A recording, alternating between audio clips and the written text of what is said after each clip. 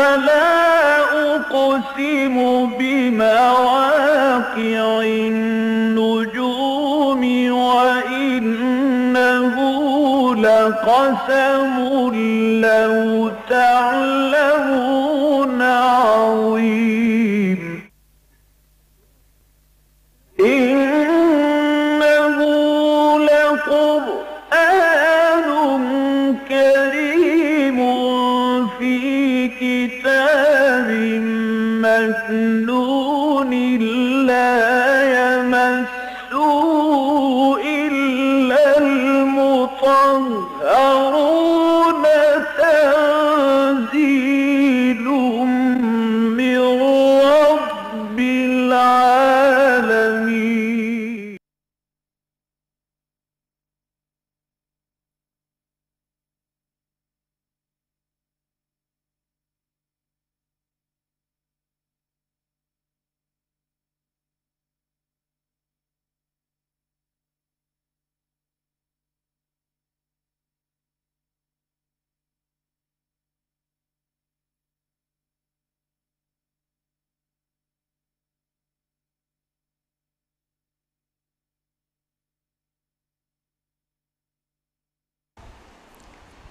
الحمد للہ وکفا والصلاة والسلام علی عباده الذین اصطفى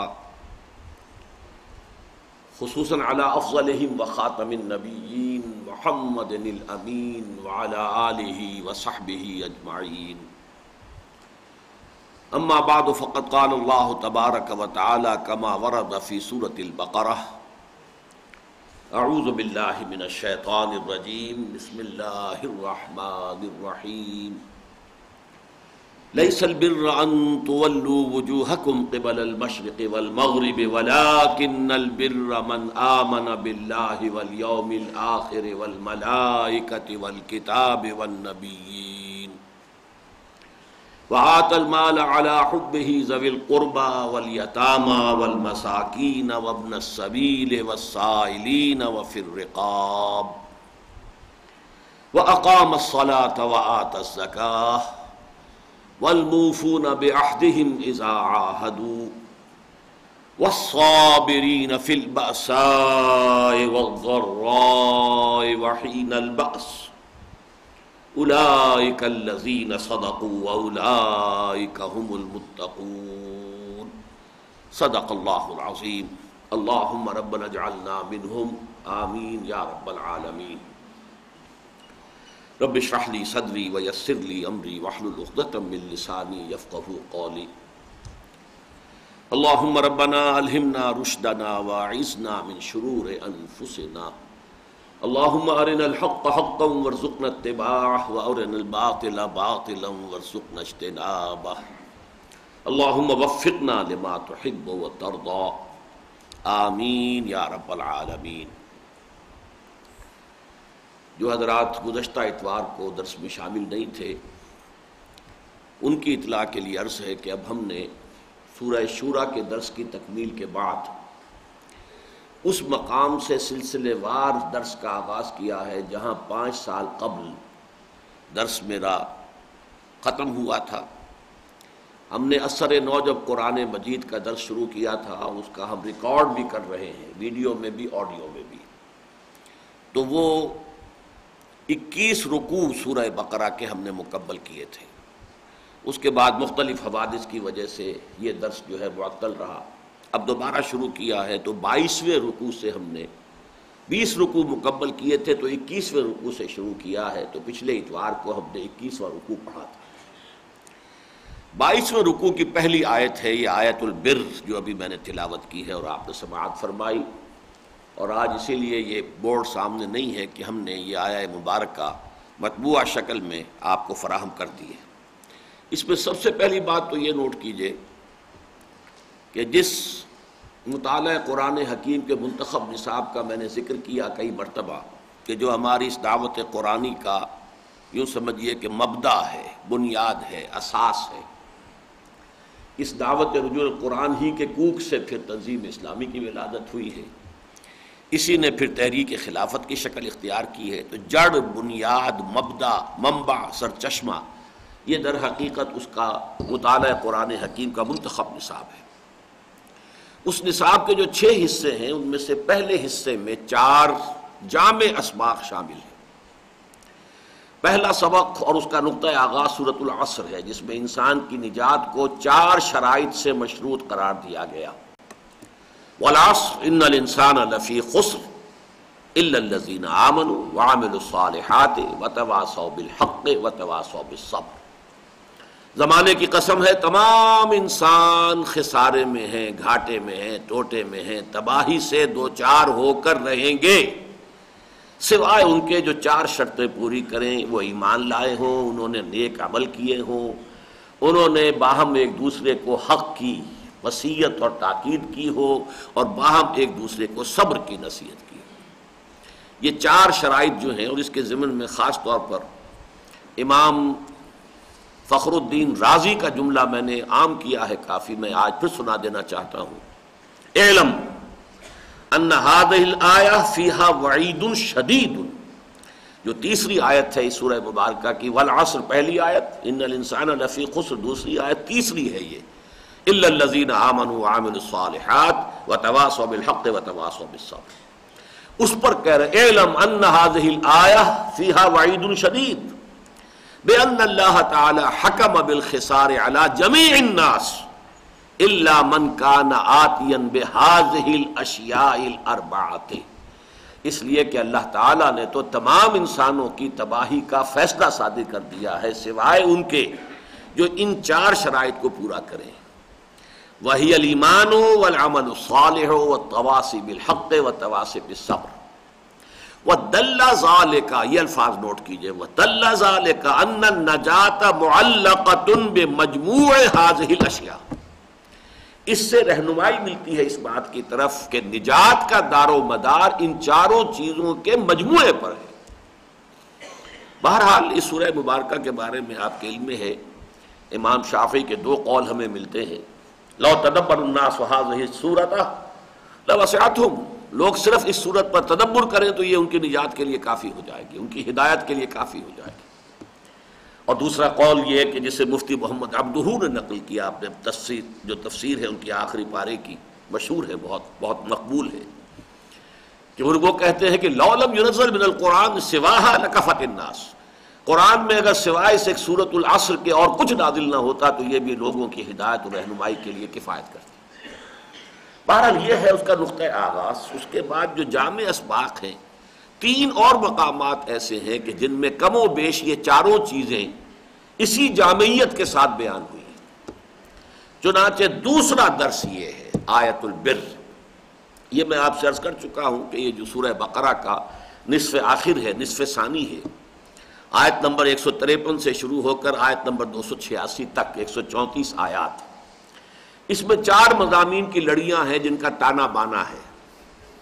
2 لڑیاں ہیں احکام شریعت پر مشتمل۔ احکام شریعت کو آپ تقسیم کر سکتے ہیں، ایک ہے عبادات، ایک ہے معاملات، اور دوسری 2 لڑیاں ہیں جہاد فی سبیل اللہ سے متعلق، اس کو بھی 2 میں تقسیم کیجئے، قتال فی سبیل اللہ، انفاق فی سبیل اللہ۔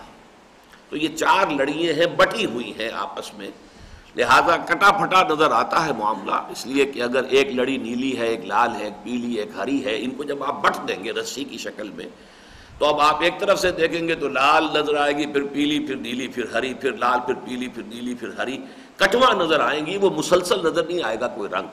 لیکن ہمیں معلوم ہے کہ لڑیاں کھول دیں تو لال لڑی بھی مسلسل ہے، اور نیلی بھی مسلسل ہے، اور پیلی بھی مسلسل ہے، اور ہری بھی مسلسل ہے۔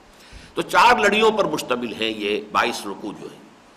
لیکن میں نے عرض کیا تھا کہ ان کے تانے بانے میں نہایت بڑے بڑے حسین پھول جو ہیں وہ بن دیے گئے۔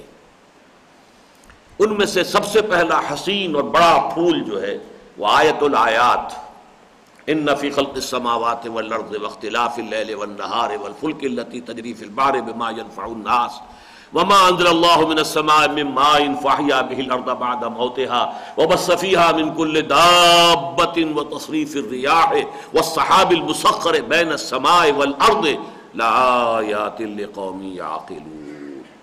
اسے میں نے نام دیا ہے آیت الآیات۔ اتنی آفاقی آیات اللہ تعالیٰ نے ایک آیت میں جمع نہیں کی ہے قرآن مجید میں کسی دوسرے مقام پر، بلکہ آپ سورہ روم وغیرہ میں دیکھیں گے ان میں سے ایک ایک کے اوپر آپ کو ایک ایک آیت مل جائے گی، دو دو آیتیں مل جائیں گی، لیکن یہ کہ اس طرح جمع کر دینا جو ہے آیت الآیات، خزانہ جمع کر دیا۔ دوسری یہ آیت البر، اس آیت البر کا تقابل سورۃ العصر کے ساتھ کیجئے۔ دیکھیے سورہ عصر میں 4 عنوان آ گئے، ایمان کی کوئی شرح نہیں ہے، وعمل صالحہ، عمل صالح کوئی تفصیل نہیں ہے، تواصی بالحق کوئی تفصیل نہیں ہے، تواصی بالصبر کوئی تفصیل نہیں، 4 عنوانات ہیں۔ اس آیت میں آپ دیکھیں گے کہ ایمان کی جیسے کہ بند کلی ہوتی ہے، جیسے کہ یہ کلیاں ہوتی ہیں موتیے کی، چنبیلی کی کلی بند ہے تو آپ کو پتیاں نظر نہیں آتی، پتیاں ہوتی ہیں اندر، لیکن پتیاں تو نمایاں ہوں گی جب وہ کلی کھل کر پھول بنے گی۔ تو یہاں آپ نے دیکھا وَلَكِنَّ الْبِرَّ مَنْ آمَنَ بِاللَّهِ وَالْيَوْمِ الْآخِرِ وَالْمَلَائِكَةِ وَالْكِتَابِ وَالنَّبِيِّينَ، 5 پتیاں جو ہیں اس کلی کی کھل گئی۔ جو بند کلی ایمان کی تھی سورۃ العصر میں، وہ اب کھل کر پھول بنی ہے تو 5 پتیاں آ گئی۔ اعمال صالحہ، عمل صالح ایک لفظ تھا وہاں، الا الذین آمنوا وعملوا الصالحات، یہاں اب آپ دیکھیں گے کہ اس کے 3 موٹے موٹے تنے، جیسے کہ ایک تنا درخت ہو، تناور درخت ہو تو اس کے 3 بڑے بڑی شاخیں بن جائیں۔ پہلی شاخ ہے انسانی ہمدردی، اپنا مال خرچ کر سکنا، جو بھی محتاج ہیں، غریب ہیں، کسی مشکل میں ہیں، آت المال علی حبہ ذوی القربى والیتامى والمساکین وابن السبیل والسائلین وفی الرقاب۔ دوسری شاخ بڑی عبادات، واقام الصلاۃ وآتى الزکاۃ۔ تیسری شاخ بڑی معاملات انسانی میں ایفاء عہد، جو یوں سمجھیے کہ سٹریم لائننگ ہو جاتی ہے کہ اگر ایفاء عہد کا مادہ انسان میں پیدا ہو جائے تو سارے معاملات میں وہ کھڑا ہوگا۔ پھر یہ بات تفصیل ہم بعد میں دیکھیں گے۔ جہاں تک تیسری بات کا تعلق ہے سورۃ العصر کی، وتواصوا بالحق، اس کا ذکر اس آیت میں نہیں ہے، اگرچہ امپلائڈ ہے لیکن صراحتاً نہیں ہے۔ اس کا پھر میں بعد میں وضاحت کروں گا کہ میرے اس قول کی دلیل کیا ہے کہ امپلائڈ موجود ہے۔ چوتھی چیز وتواصوا بالصبر، یہاں صبر کے بھی 3 اہم مقامات، محل صبر، کہاں صبر کرنا ہوتا ہے، والصابرین فی البأساء والضراء وحین البأس اولئک الذین صدقوا واولئک هم المتقون۔ تو یہ اس اعتبار سے یوں سمجھیے کہ موضوع ترین درس نمبر 2 ہے اس منتخب نصاب کا، جس کا درس نمبر 1 سورۃ العصر ہے۔ اور تقابل کے اعتبار سے یہ بات بھی نوٹ کیجئے کہ سورۃ العصر ایک سورت ہے، 3 آیتوں پر مشتمل ہے۔ یہ ایک آیت ہے لیکن حجم میں یہ کم سے کم 3 ساڑھے 3 گنا ہے اس سورۃ العصر سے۔ آپ اپنے مصحف میں جا کے دیکھ لیجئے گا، سطریں گن لیجئے گا تو 3 ساڑھے 3 گنا ہے یہ ایک آیت اس پوری سورت سے۔ اور اس کے حوالے سے یہ بات جو میں ہمیشہ تعارف قرآن میں تفصیل سے بیان کیا کرتا ہوں کہ یہ قرآن مجید میں آیات اور سورتوں کی تعیین جو ہے توقیفی ہے، یہ کسی حساب کتاب پر نہیں ہے، کسی گنتی پر نہیں ہے، نہ کسی نحوی بنیاد پر ہے، نہ کسی منطقی بنیاد پر ہے، کوئی بنیاد نہیں ہے سوائے اس کے کہ حضور نے یہ بتا دیا، موقوف ہے حضور کے بتانے پر۔ والعصر، ظاہر بات ہے کہ یہ تو ایک سمجھیے کہ اس کو ہم کہتے ہیں کہ یہ مرکب ناقص ہے۔ والعصر جار مجرور، اب والعصر کیا بھائی، کیا زمانے کی قسم ہے؟ اب اس سے آگے جب تک نہ بیان کریں کہ کس چیز پر قسم کھا رہے ہو تو اس کا مفہوم تو واضح نہیں ہوا، لیکن آیت ہے۔ یہاں تک کہ صرف حروف مقطعات آیت ہے، الف لام میم، کوئی مفہوم ہمیں معلوم نہیں، آیت ہو گئی۔ تو یہ ساری چیزیں توقیفی ہیں، آیات، پھر آیات کا جمع ہو کر سورتوں کی شکل میں ڈھلنا، پھر سورتوں کی ترتیب، یہ تمام چیزیں توقیفی ہیں، موقوف علیہ محمد الرسول اللہ صلی اللہ علیہ وسلم کے بتانے پر۔ اچھا اب آئیے پہلے اس آیہ مبارکہ کا ہم ایک ترجمہ کر لیں روا، اور اس کے حوالے سے پھر 2 اور تمہیدی مضامین ہوں گے اور پھر لفظ بلفظ ہم اس پر غور کریں گے۔ یہ ایک اچھی سیٹنگ کے ساتھ بھی یہاں پر، یہ کوئی میرا خیال ہے کم سے کم 25-30 سال پرانی یہ بات ہے جب میں نے اس کو اس طور سے مرتب کیا تھا، اس کا بلاک بنوایا تھا، تو یہ بہت ہم نے عام کیا ہے اس کو، اس لیے کہ اس مطالعہ قرآن حکیم کے منتخب نصاب کا درس تو میں نے بہت مرتبہ دیا ہے۔ یہ چیز ایسی ہے کہ آپ کے پاس اگر آپ کی ٹیبل ہے، اس پہ شیشہ رکھا، اس کے نیچے لگا لیجئے اس کو، یا اپنی جیب میں رکھیے، یاد کرتے رہیے، حرز جاں بنائیے یہاں تک کہ آپ کو یاد ہو جائے. اس لیے کہ واقعہ یہ ہے کہ حکمت قرآنی کا بہت بڑا خزانہ ہے. یہ حکمت و فلسفہ دین کا یوں سمجھیے کہ یہ حسین پھول، جیسے کہ میں نے کہا آیت الآیات، پھر یہ آیت البر، پھر آگے آئے گی آیت الکرسی، جس کو کہ حضور نے بھی فرمایا صلی اللہ علیہ وسلم کہ وہ تمام آیات قرآنیہ کی سردار ہے. لیس البر ان تولوا وجوہکم قبل المشرق والمغرب، کل نیکی یہی نہیں ہے کہ تم پھیر دو اپنے چہروں کو مشرق اور مغرب کی جانب. ولکن البر، بلکہ نیکی اس کی ہے. یہاں پر ایک لفظ جو ہے محذوف ہے، ولکن البر بر من آمن باللہ ہے. نیکی تو اس کی ہے جو ایمان لایا، من آمن باللہ والیوم الآخر والملائکۃ والکتاب والنبیین، جو ایمان لایا اللہ پر اور یوم آخر پر اور فرشتوں پر اور کتابوں پر اور انبیاء پر. وآت المال علی حبہ، اور اس نے دیا مال اس مال کے محبوب ہونے کے باوجود. کس کو دیا؟ ذوی القربى، قرابت داروں کو، والیتامیٰ، یتیموں کو، والمساکین، محتاجوں کو، وابن السبیل، اور مسافر کو، والسائلین، اور مانگنے والوں کو، وفی الرقاب، اور گردنوں کو آزاد کرانے میں. وآت المال علی حبہ ذوی القربى والیتامیٰ والمساکین وابن السبیل والسائلین وفی الرقاب واقام الصلاۃ وآت الزکاۃ، اور قائم کی اس نے نماز اور ادا کی زکوٰۃ. والموفون بعہدہم اذا عاہدوا، ابھی تک جو آ رہا تھا معاملہ واحد کے صیغے میں، اب آ رہا ہے جمع موفون، اس لیے کہ آہدو معاہدہ ہوگا تو ظاہر بات ہے کہ وہ دو افراد کے درمیان ہوگا، دو گروہوں کے درمیان ہوگا، معاہدے کی بات تو اس کے درمیان، لہذا یہاں جمع ہو گیا. والموفون بعہدہم اذا عاہدوا، اور پورا کرنے والے اپنے عہد کے جبکہ وہ باہم کوئی معاہدہ کر لیں. والصابرین فی البأساء، اب یہاں پر یہ بجائے مرفوع کے یہ منصوب آ گیا، یا یہ کہ منصوب بھی ہو سکتا ہے مجرور بھی ہو سکتا ہے، اس کا ایک خاص سبب ہے وہ میں بعد میں بیان کروں گا جب تفصیل سے گفتگو ہوگی. اس وقت اس کا مفہوم بیان کروں، اور خاص طور پر صبر کرنے والے فقر و فاقہ میں، مصائب و تکالیف میں اور جنگ کے وقت، فی البأساء والضراء وحین البأس اولئک الذین صدقوا، یہی ہیں وہ لوگ کہ جو سچے ہیں. واولئک هم المتقون، اور یہی ہیں وہ لوگ کہ جو متقی ہیں. اللہم ربنا اجعلنا منہم، اللہم ربنا اجعلنا منہم. اب اس بحثیت مجموعی آیت کا جو مضمون سامنے آ گیا، اس کے حوالے سے دو مزید تمہیدی باتیں اور سمجھ لیں. سب سے پہلے یہ کہ فوری طور پر بات سامنے آ رہی ہے کہ اس میں نیکی کے ایک خاص تصور کی نفی سے بات شروع کی گئی، اور پھر ایک نیکی کا جامع تصور پیش کیا گیا. یہ اس کا موضوع ہے، اس آیت کا موضوع یہ ہے. نیکی یہ نہیں ہے بلکہ یہ ہے. اور اس میں ہم نے دیکھا کہ ایک خاص تصور جو ہے اس کی نفی سے بات شروع کر کے، جیسا کہ میں نے کئی مرتبہ کہا، یہ عام اسلوب ہے قرآن کا، نفی اس بات، پہلے نفی پھر اس بات.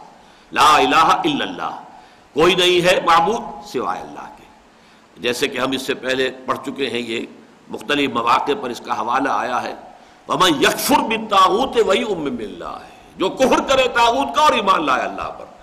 کفر بالطاغوت پہلے ضروری ہے، پھر ایمان باللہ جو ہے وہ معتبر ہے. تو اسی اعتبار سے یہ نیکی نہیں ہے، یہ نیکی کل نہیں ہے، کل یہی نیکی نہیں ہے بلکہ نیکی یہ ہے. اب اس موضوع کی اہمیت کو میں چاہتا ہوں کہ ذرا آپ حضرات اچھی طرح ذہن نشین کر لیں.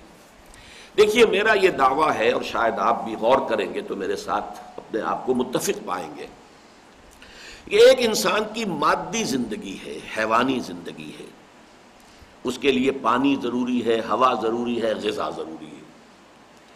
ہوا بند ہو جائے تو بہت جلد مر جائے گا، پانی بن جائے تو کچھ اور عرصہ چل جائے گا لیکن مرے گا. کھانا جو ہے شاید کئی دن، ہفتہ ڈیڑھ ہفتہ بھی جھیل جائے، مرے گا. ایک انسان کی معنوی زندگی ہے، تو جتنی اس ظاہری اور مادی زندگی کے لیے ہوا، پانی اور غذا ضروری ہے، اتنی ہی ہر انسان کی معنوی زندگی کے لیے ضروری ہے کہ وہ نیکی کے کسی نہ کسی تصور کو اختیار کرے اور اپنے ضمیر کو مطمئن کرے، چاہے میں کتنا ہی برا ہوں، بہت گندا ہوں، یہ پیشہ میرا غلط ہے، یہ کام، لیکن دیکھو میں یہ کام کر رہا ہوں، میں یہ کام کر رہا ہوں، میں یہ کام کر رہا ہوں، میں یہ کام کر رہا ہوں۔ اگر یہ نہ ہو، وہ مجھے ایک شعر یاد آ رہا ہے کہ اگر یہ فریب ہستی اگر نہ ہو تو دم نکل جائے آدمی کا۔ اسی طریقے سے واقعہ یہ کہ اگر یہ فریب انسان اپنے آپ کو نہ دے سکے تو اس کی اندرونی شخصیت جو ہے باتیں ٹوٹ پھوٹ کا شکار ہو جائے گی، شکست و ریخت کا شکار ہو جائے گی۔ اسے اپنے آپ کو ضرور مطمئن کرنا ہے کہ میں بہرحال کسی نہ کسی نیکی کے تصور پر عمل پیرا ہوں۔ اسے اپنی ضمیر کو کوئی غذا دینی ہے، اپنی جو باطنی شخصیت ہے کسی نہ کسی طور سے اسے مطمئن کرنا ہے۔ آپ کے علم میں ہے یہ باتیں، صرف اس وقت اشارہ کافی ہوگا کہ خونخوار قسم کے، سفاک قسم کے ڈاکو جن کے لیے کسی کی جان لے لینا اور کچھ بھی کر دینا معمولی بات، بیواؤں کی سرپرستی کرتے تھے، یتیموں کی مدد کرتے تھے، اپنے علاقے کے بیواؤں غریبوں کی مدد کرتے تھے۔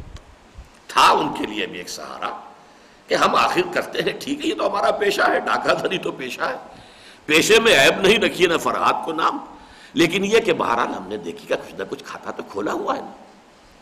اسی طرح یہ ریڈ لائٹ ایریا جسے آپ کہتے ہیں، آبرو باختہ عورتیں وہاں بیٹھی اپنا جسم بیچ رہی ہیں، لیکن آپ نے دیکھا ہوگا کہ عرسوں کے موقع پر بڑی ایکٹیو ہوتی ہیں، وہ وہاں پر جا کر دھمال کھیلتی ہیں، کپڑے بھی پہنے ہوتے ہیں کالے انہوں نے، آج کل جو جلوسوں کے آگے آگے چلیں گی اور اس کے سبیلیں لگائیں گی، اور بہت سی تو آپ نے سنا ہوگا، ہمارے ہاں تو منگمری میں مسجد تھی، مسجد مائی والی، وہ بھی وہاں کی ایک طوائف نے بنائی تھی، بہت بڑی مسجد، عالیشان مسجد۔ تو یہ چیزیں ہوتی۔ اسی طریقے سے یہ جیبیں کاٹنے والے، اب ان کا گروہ ہوتا ہے، گرو ہوتا ہے، وہاں پتہ ہے کیا، بے ایمان اس کو کہتے ہیں کہ جو اپنی ساری دن بھر کی کمائی لا کر گرو کے سامنے نہ رکھ دے، وہ بے ایمان ہے۔ باقی جیب کاٹنا تو کوئی بے ایمانی ہے ہی نہیں، یہ تو پیشہ ہے۔ وہ تو چونکہ ان کے یہاں طے یہ ہوتا ہے کہ جتنے بھی جیب کترے ہیں انہوں نے جو بھی کچھ دن بھر کمایا لا کر وہ گرو کے سامنے پھر وہ تقسیم کرے گا، اس میں سے ایک پیسہ بھی کسی نے اگر رکھ لیا تو وہ بے ایمان ہے۔ تو یہ میں نے آپ کو مثالیں دی ہیں کہ بدترین لوگ جو ہوتے ہیں معاشرے کے، اب آپ کو معلوم ہے بستہ الف بستہ بے کے لوگ، یہ جن کو ہم گنڈے کہتے ہیں، بعض اعتبارات سے یہ ہم شریف زادوں اور سفید پوشوں سے کہیں بہتر ہوتے ہیں۔ زبان دے دی ہے جی، اب میں پیچھے نہیں ہٹ سکتا۔ ہمارے ہاں لوگ جو ہوں گے سفید پوش، وہ جو ہے وہ اپنی زبان ادھر سے ادھر کرنے میں کوئی قباحت محسوس نہیں کریں گے۔ وہ بڑا حاجی اور بڑا جو ہے وہ ہر سال عمرے کرنے والا جو ہے وہ سودے کے اندر اوپر نیچے کر جائے گا، اس لیے کہ بھئی اب سودا تو کیا تھا لیکن اب ریٹ بڑھ گیا، بس مکر گیا سودے سے، ایسی زبان دے دی۔ اسی طریقے سے گلی میں کسی پر تشدد ہو رہا ہو، ہم شاید دامن بچا کے نکل جائیں، ہم کہاں پھنسے اس میں، کوئی مسئلہ ہو گیا تو عدالتوں کا چکر ہو، وہ غنڈہ آ جائے گا بچانے کے لیے، اس لیے کہ اس کا اپنا جو اور پیشہ ہے وہ ہے، لیکن بعض انسانی اوصاف جو ہیں اس کے اندر عام دوسرے شرفاء کی نسبت زیادہ ہوتے ہیں۔ تو ہر ایک کا اپنا ایک ہے ضابطۂ اخلاق۔ اب اس میں خاص طور پر دو گروپوں کا ذکر کروں گا، یہ تو میں نے کچھ انڈیویجول سمجھیے مختلف جو ہیں۔ ہمارے معاشرے میں بھی آپ دیکھیں گے کہ ایک طرف نیکی ہوتی ہے مذہبی طبقے کی، جو مذہبی طبقات کہلاتے ہیں ان کی نیکی کیا ہے، نماز، روزہ، داڑھی، لباس، وضاقتہ، مسجد کی خدمت، مولویوں کو پالنا، مولویوں کی خدمت کرنا، نذرانے دینا، باقی بے ایمانی کرو، جھوٹ بولو، دھوکہ دو، سودی کاروبار کرو، کوئی حرج نہیں، وعدہ کر کے پھر جاؤ، کوئی حرج نہیں، یہ تو دھندا ہے۔ گویا کہ نیکی کا یہ تصور ان کے ہاں ہے۔ اب وہ محدود ہو گیا ہے کچھ ریچولز کے ساتھ، کچھ مظاہر کے ساتھ، کچھ ظواہر کے ساتھ، اس پوری انسانی شخصیت، پورے انسانی کردار سے اس کا کوئی تعلق نہیں۔ اس کے بالکل برعکس ملے گا آپ کو جدید تعلیم یافتہ طبقے کے اندر نیکی کا تصور، اجی اصل نیکی تو یہ ہے کہ آدمی جھوٹ نہ بولے، اصل نیکی تو یہ ہے، وکیل یہ کہے گا کہ آدمی مقدمہ لے تو اپنی جان مار دے، اس میں پوری قوت صرف کرے، پوری جو ہے محنت کے ساتھ مقدمے کی پیروی کرے، اصل نیکی تو یہ ہے، وعدہ کرے تو وعدے کو پورا کرے، باقی رہ گئی نماز، روزہ، یہ ذاتی چیزیں ہیں، کوئی کر لے تو کر لے، نہ کرے تو نہیں صحیح۔ یہ اس کے بالکل برعکس، یعنی وائس ورثہ جسے ہم کہیں، یہ دویا کہ ایک دوسرے کے بالکل متضاد ہمارے دو سوسائٹی کے اہم ترین طبقات کے ہاں تصور نیکی میں یہ زمین و آسمان کا فرق ہے کہ ایک دوسرے کے بالکل برعکس۔ یہ ہے اس موضوع کی اہمیت کہ اس جھکاڑ کے اندر ہمیں سمجھنا ہے، جھکاڑ کو صاف کر کے ہٹا کر ادھر ادھر سے جھاڑیاں، کہ اصل نیکی ہے کیا، اس کا اصل کانسیپٹ کیا ہے، اس کی روح کیا ہے، اس کے مظاہر کیا ہیں. پھر مظاہر میں اولیت کس شے کو ہے، الاہم فالاہم، پہلے اہم ترین شے کون سی ہے، نمبر 2 پہ پھر کون سی آتی ہے، کون سی چیز اولین ہے، کون سی ثانوی ہے. اس حقیقت کو سمجھنا جو ہے بہت اہم ہے. اور میں آپ سے عرض کر رہا ہوں جامع ترین آیت ہے یہ قرآن مجید کی اس موضوع پر، جس پر کہ اللہ کسی کو ہمت دے تو پوری کتاب فلسفہ اخلاق، قرآن کا فلسفہ اخلاق، وہ اس ایک آیت کی بنیاد پر کتاب مرتب کر سکتا ہے، جس کا موضوع یہ ہو، ایتھکس کا مضمون ہو، اور وہ اس کی بنیاد پر پوری کتاب ہے. یہ قرآنک ایتھکس. بدقسمتی سے ہمارے ہاں بھی مفکرین، آج ہی کے نہیں پہلے بھی، یعنی آج کے لوگ اگر مغرب سے مستعار لیتے ہیں نظریات تو ٹھیک ہے، لیکن پہلے بھی لیے. ہمارے ہاں بڑے بڑے جو معلمین اخلاق ہیں وہ ارسطو اور افلاطون سے لیتے ہیں یہ نظریات. علم الاخلاق بھی ان سے لیا ہے. وہ جس کا پر کہ جو کہا تھا مولانا روم نے کہ چند خانی حکمت یونانیاں، حکمت ایمانی آرا ہم بخاں، یا حکمت قرآنی آرا ہم بخاں. کب تک تم یونانیوں کی حکمت پڑھتے رہو گے؟ کبھی قرآن کی حکمت کو بھی سمجھو، فلسفہ اخلاق قرآن سے لو. لیکن نہیں، بدقسمتی، محرومی. قرآن کو تو ہم نے حصول ثواب کا اور پھر اور آگے گر کر ایصال ثواب کا ذریعہ بنا دیا. اللہ اللہ خیر صلی اللہ. اس کے سوا قرآن کا مصرف کوئی نہیں. باقی یہ کہ باقی چیزیں تو ہمیں دوسروں سے لے لی. اچھا، دوسری تمہیدی بات اس میں یہ ہے کہ قرآن میں یہ بحث آئی کیوں ہے، اس کو سمجھ لیجیے. کانٹیکسٹ ہے، سیاق و سباق ہے. اس کے پس منظر میں وہ تحویل قبلہ ہے. میں نے پچھلے اتوار کو بھی عرض کیا تھا، یہ تحویل قبلہ کا معاملہ، کیونکہ پچھلی مرتبہ کا جو ہمارا 21واں رکوع تھا سورہ بقرہ کا، اس میں کھانے پینے کی چیزوں میں کچھ حساسیت ہو جاتی ہے. اب صدیوں سے چلا آ رہا تھا ان کے ہاں کہ فلاں اونٹ جو ہے فلاں بت پر چھوڑ دیا گیا ہو تو اب اس کا گوشت نہیں کھایا جا سکتا، یا فلاں اونٹ جو ہے اتنی اونٹنیوں کے ساتھ اگر جفتی کر چکا ہے تو اب وہ چھوڑ دیا گیا، اب نہ اس سے کوئی کام لیا جائے گا، نہ اس کے اوپر سواری کی جائے گی، نہ اس کے اوپر اس کا گوشت کھایا جائے گا. یہ چیزیں صدیوں سے چلتے چلتے چلتے اتنی امپرنٹ ہو جاتی ہیں انسان کے احساسات میں کہ ایمان لانے کے بعد بھی لوگوں کو یہ چیزیں ہانٹ کرتی تھی. اچھا بھائی کوئی کھانا فرض تو نہیں ہے، نہیں کھاتا میں اس کا گوشت، لیکن بنیادی بات کیا ہوتی تھی پیچھے کہ یہ جو حرمت کے تصورات ابھی ایام جاہلیت کے تھے یہ ابھی کھرچ کر صاف نہیں ہوئے. اسی لیے اس قدر شد و مت کے ساتھ وہ پورا رکوع اسی موضوع پر ہے. اسی طرح آپ کو معلوم ہے تحویل قبلہ کا معاملہ. اب 16-17 مہینے مدینے میں تشریف لانے کے بعد حضور نے نماز پڑھی ہے بیت المقدس کی طرف رخ کر کے، شمال کی طرف. اب حکم دے دیا گیا جنوب کی طرف. بالکل سمجھیے 180 درجے کا ٹرن ہو گیا، بالکل اباؤٹ ٹرن، شمال سے جنوب کی طرف. اب یہ کہ ایک کشمکش، ایک جو ہے تشویش پیدا ہوئی کہ اگر اصل قبلہ یہی تھا تو پھر یہ ہم نے 16 مہینے جو نمازیں پڑھی ہو تو غلط قبلے کی طرف تھی، تو ہم نمازوں کا کیا ہوگا؟ اور نماز ہی تو اصل ایمان ہے، اصل دین جو ہے وہ ایمان ہے.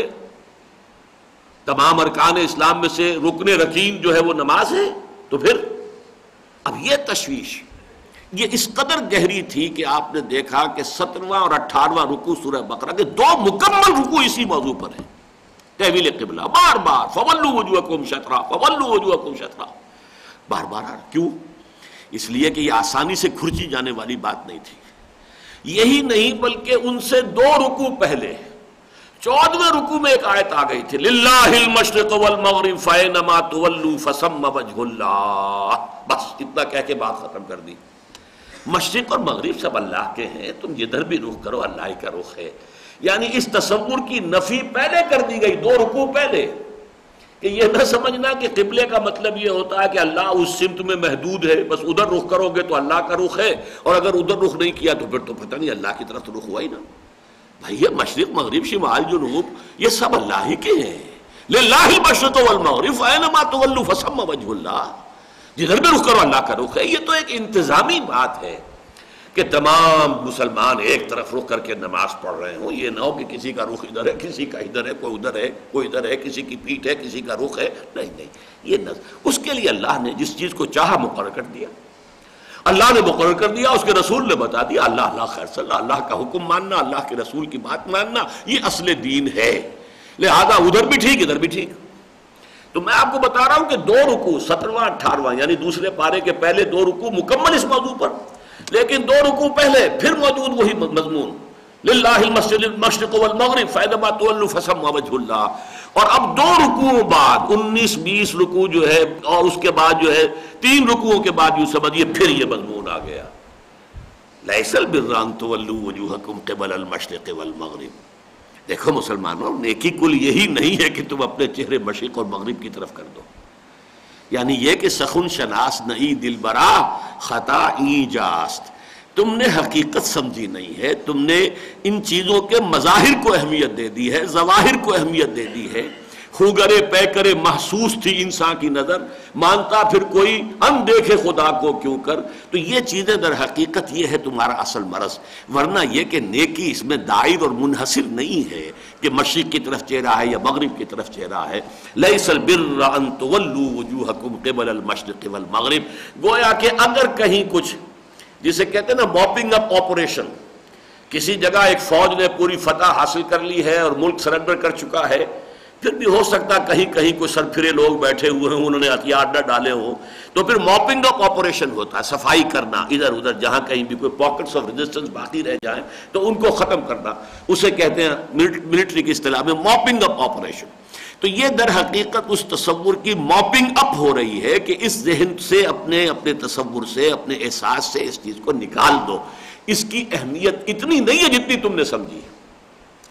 البتہ یہاں پہ میں چاہتا ہوں تھوڑا سا ایک نحو کا مسئلہ ہے، پہلی بات تو یہ نوٹ کر لیجئے، لیسا اس کے بارے میں نحویین کے بارے میں اختلاف ہے، اس کو ایک حرف مانا جائے یا افعال ناقصہ میں سے، کانا سارا باتا یہ افعال ناقصہ ہے، اس جیسے وہ گردان کھاتے ہیں ایسے لیسا بھی کھاتا ہے، لیسا لیسا لیسو لیسو سوا، تو یہ ہے نا لستا لستم لستن لستن کا حد من النساء، گردان کھا رہی ہے کانا کی طرح، لیکن یہ کہ دوسری طرف وہاں تو کانا کا مضارع بھی ہوتا، کانا یکونو سارا یسیرو باتا یبیتو، اس کا مضارع کوئی نہیں ہے، تو یہ کوئی بیچ کی شے ہے، افعال ناقصہ اور حروف کے درمیان کی شے ہے، لیکن اس کا عمل وہی ہے کہ جملہ اسمیہ پر جب آئے گا تو خبر کو زبر دیتا ہے، جیسے کان اللہ غفورا رحیما، یہ خبر ہے، غفورا رحیما یہ خبر ہے، کان اللہ یہ مبتدا ہے اللہ، لیکن اللہ تو رہے گا مرفوع جو کا تو، لیکن جو کہ خبر ہے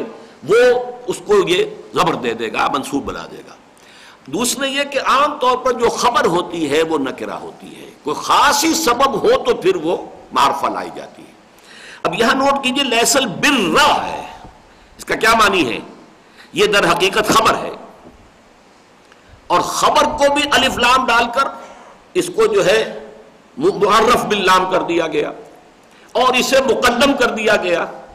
اس کے معنی کیا ہے کہ کل نیکی اسی میں منحصر نہیں ہے، اس کے مقابلے میں آپ چل کر دیکھیں گے 2 رکوعوں بعد آئے گا لیس البر بان تأتوا البیوت من ظہورها ولکن البر من اتقى، یہ کوئی نیکی سرے سے ہے ہی نہیں، کیونکہ عربوں میں رواج یہ تھا کہ ایک مرتبہ جب احرام باندھ کر اپنے گھر سے مکے کے گھر سے نکل آئے، اب دوبارہ حج پورا کیے بغیر گھر میں جانا ان کے نزدیک حرام تھا، احرام کے خلاف تھا، احرام باندھ لیا اب گھر میں جانا بھی حرام ہو گیا۔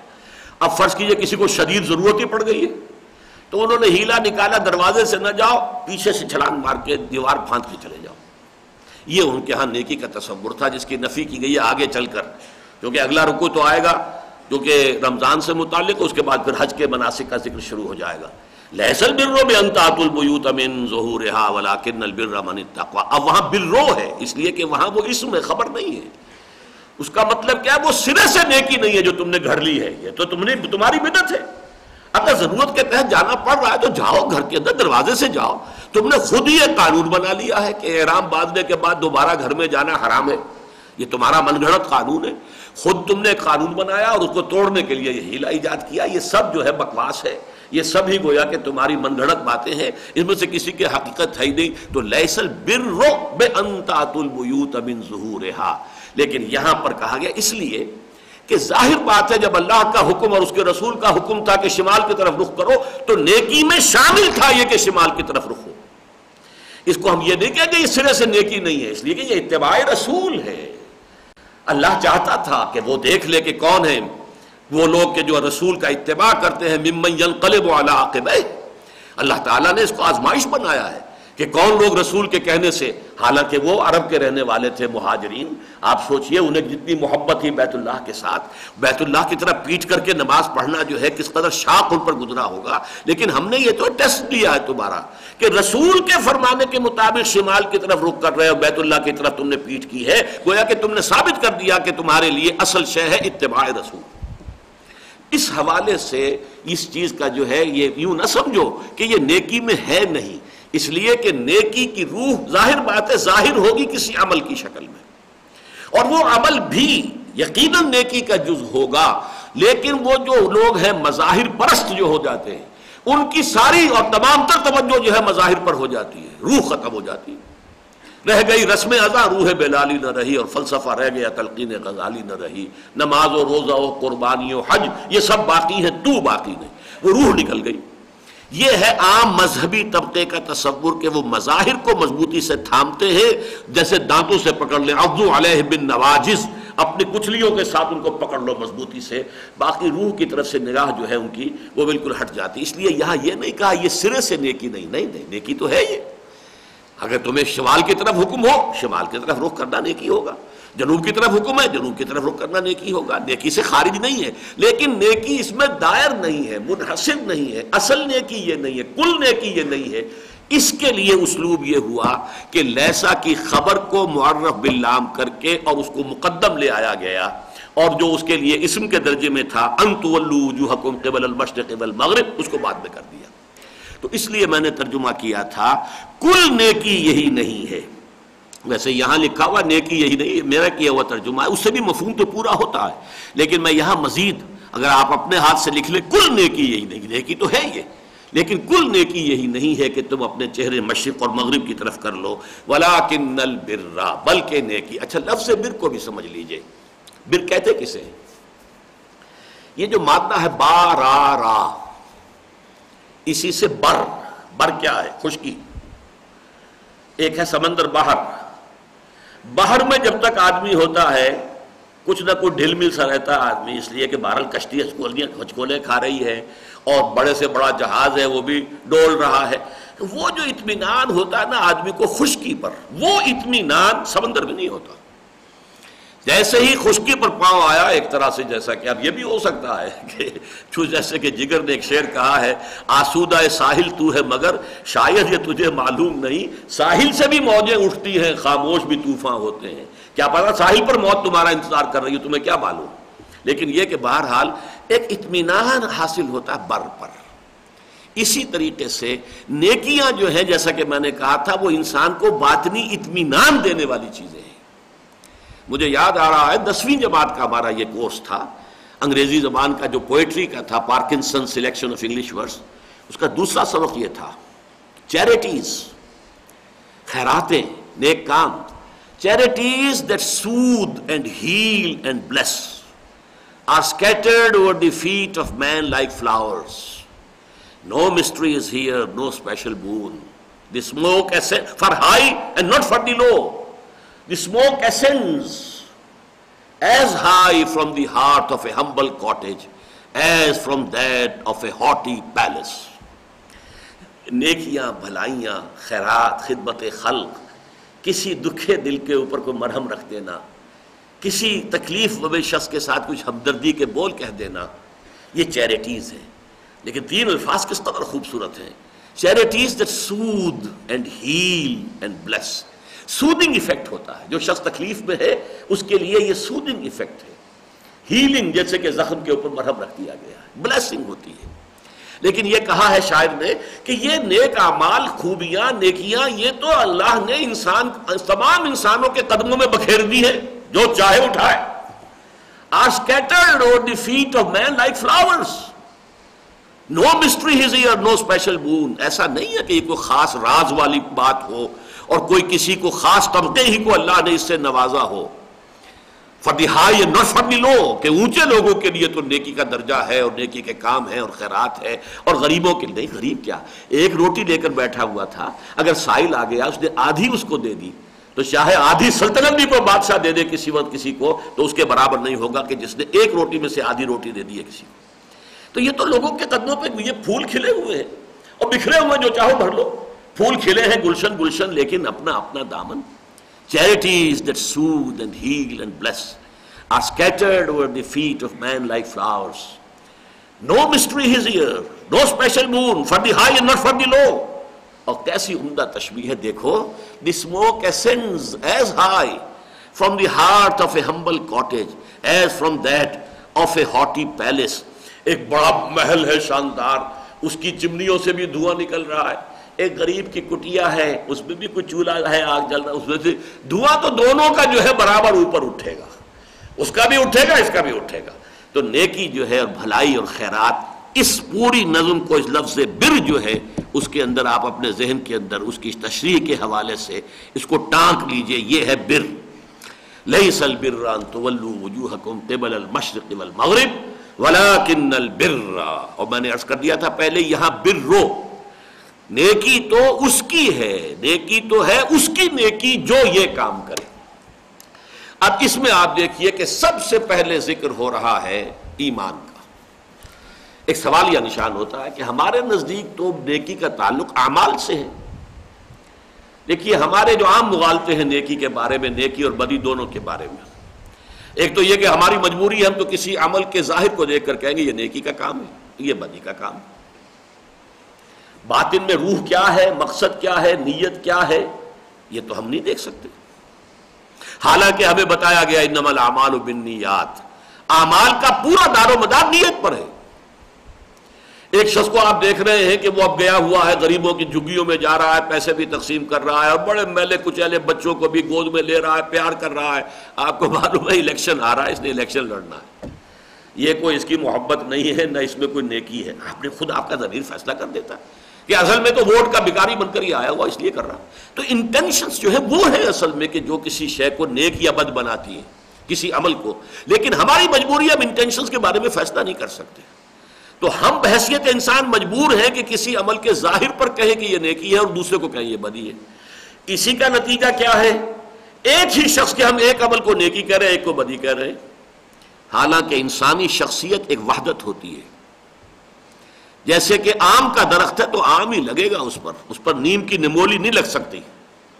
اگر نیم کی نمولی لگی ہوئی ہے تو آپ کہیں گے یہ معلوم ہوتا ہے باندھ دی گئی ہے دھاگوں کے ساتھ یہاں پر, ورنہ آم کے درخت میں تو آم ہی لگنا تھا, یہ نیم کی نمولی کہاں سے آ گئی. یا نیم کا درخت ہے تو اس میں وہ نمولی ہی لگنی ہے, آم کیسے لگ سکتا ہے. آم تو اگر کہیں آپ کو لٹکا ہوا نظر آ رہا تو کسی نے معلوم ہوتا ہے دھاگے سے باندھ دیا. کیسے ممکن ہے ایک شخص جو ہے اندرونی طور پر وہ ایک وحدت ہے, ایک انسانی شخصیت, وہ یا نیک ہے یا بد ہے. اب اس کے ظاہری اعمال کے اعتبار سے یہ نیکی کا کام ہے یہ بدی کا کام ہے. نہیں بھائی, جو نیکی کا کام تمہیں نظر آ رہا ہے وہ بھی بدی کا کام ہے, اس لیے کہ اس کے پیچھے اس کی انٹینشن جو ہے وہ صحیح نہیں ہے, یہ ظاہری نیکی ہے. اسی لیے دیکھیے وہ حدیث تقریباً تمام محدثین نے اپنے مجموعہ احادیث نبویہ کو اس حدیث سے شروع کیا ہے. انما الاعمال بالنیات وانما لکل امرئ ما نوی. تمام اعمال کا دار و مدار, اعمال سے مراد نیکی کے اعمال, ان کا دار و مدار نیت پر ہے. اور ہر انسان کو وہی کچھ ملے گا کہ جس کی اس نے نیت کی ہوگی. اسی لیے فرمایا, پھر اس کے بعد مثال دے دی, فمن کانت ہجرتہ الی الدنیا یصیبها او امرأۃ ینکحها فہجرتہ الی ما ہاجر الیہ ومن کان ہجرتہ للہ ورسولہ فہجرتہ للہ ورسولہ.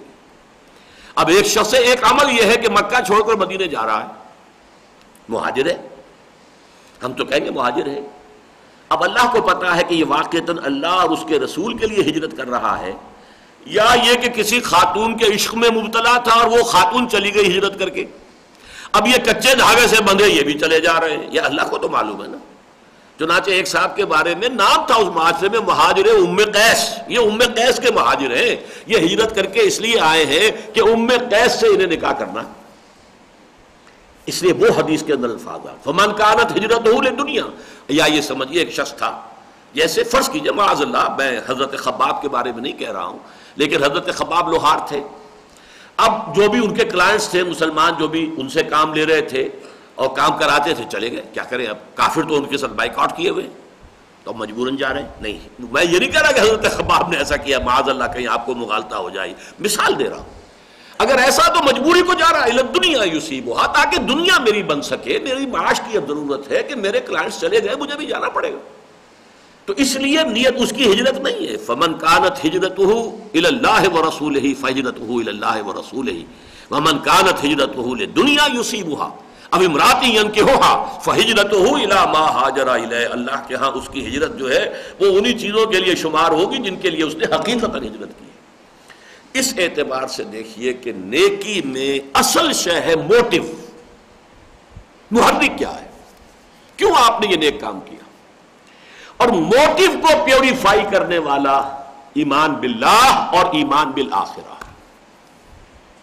نیکی وہی نیکی ہے جو صرف اللہ کی رضا کے لیے کی گئی ہو اور صرف اخروی جزا کے لیے کی جائے، ورنہ پھر دھندا ہے، کاروبار ہے.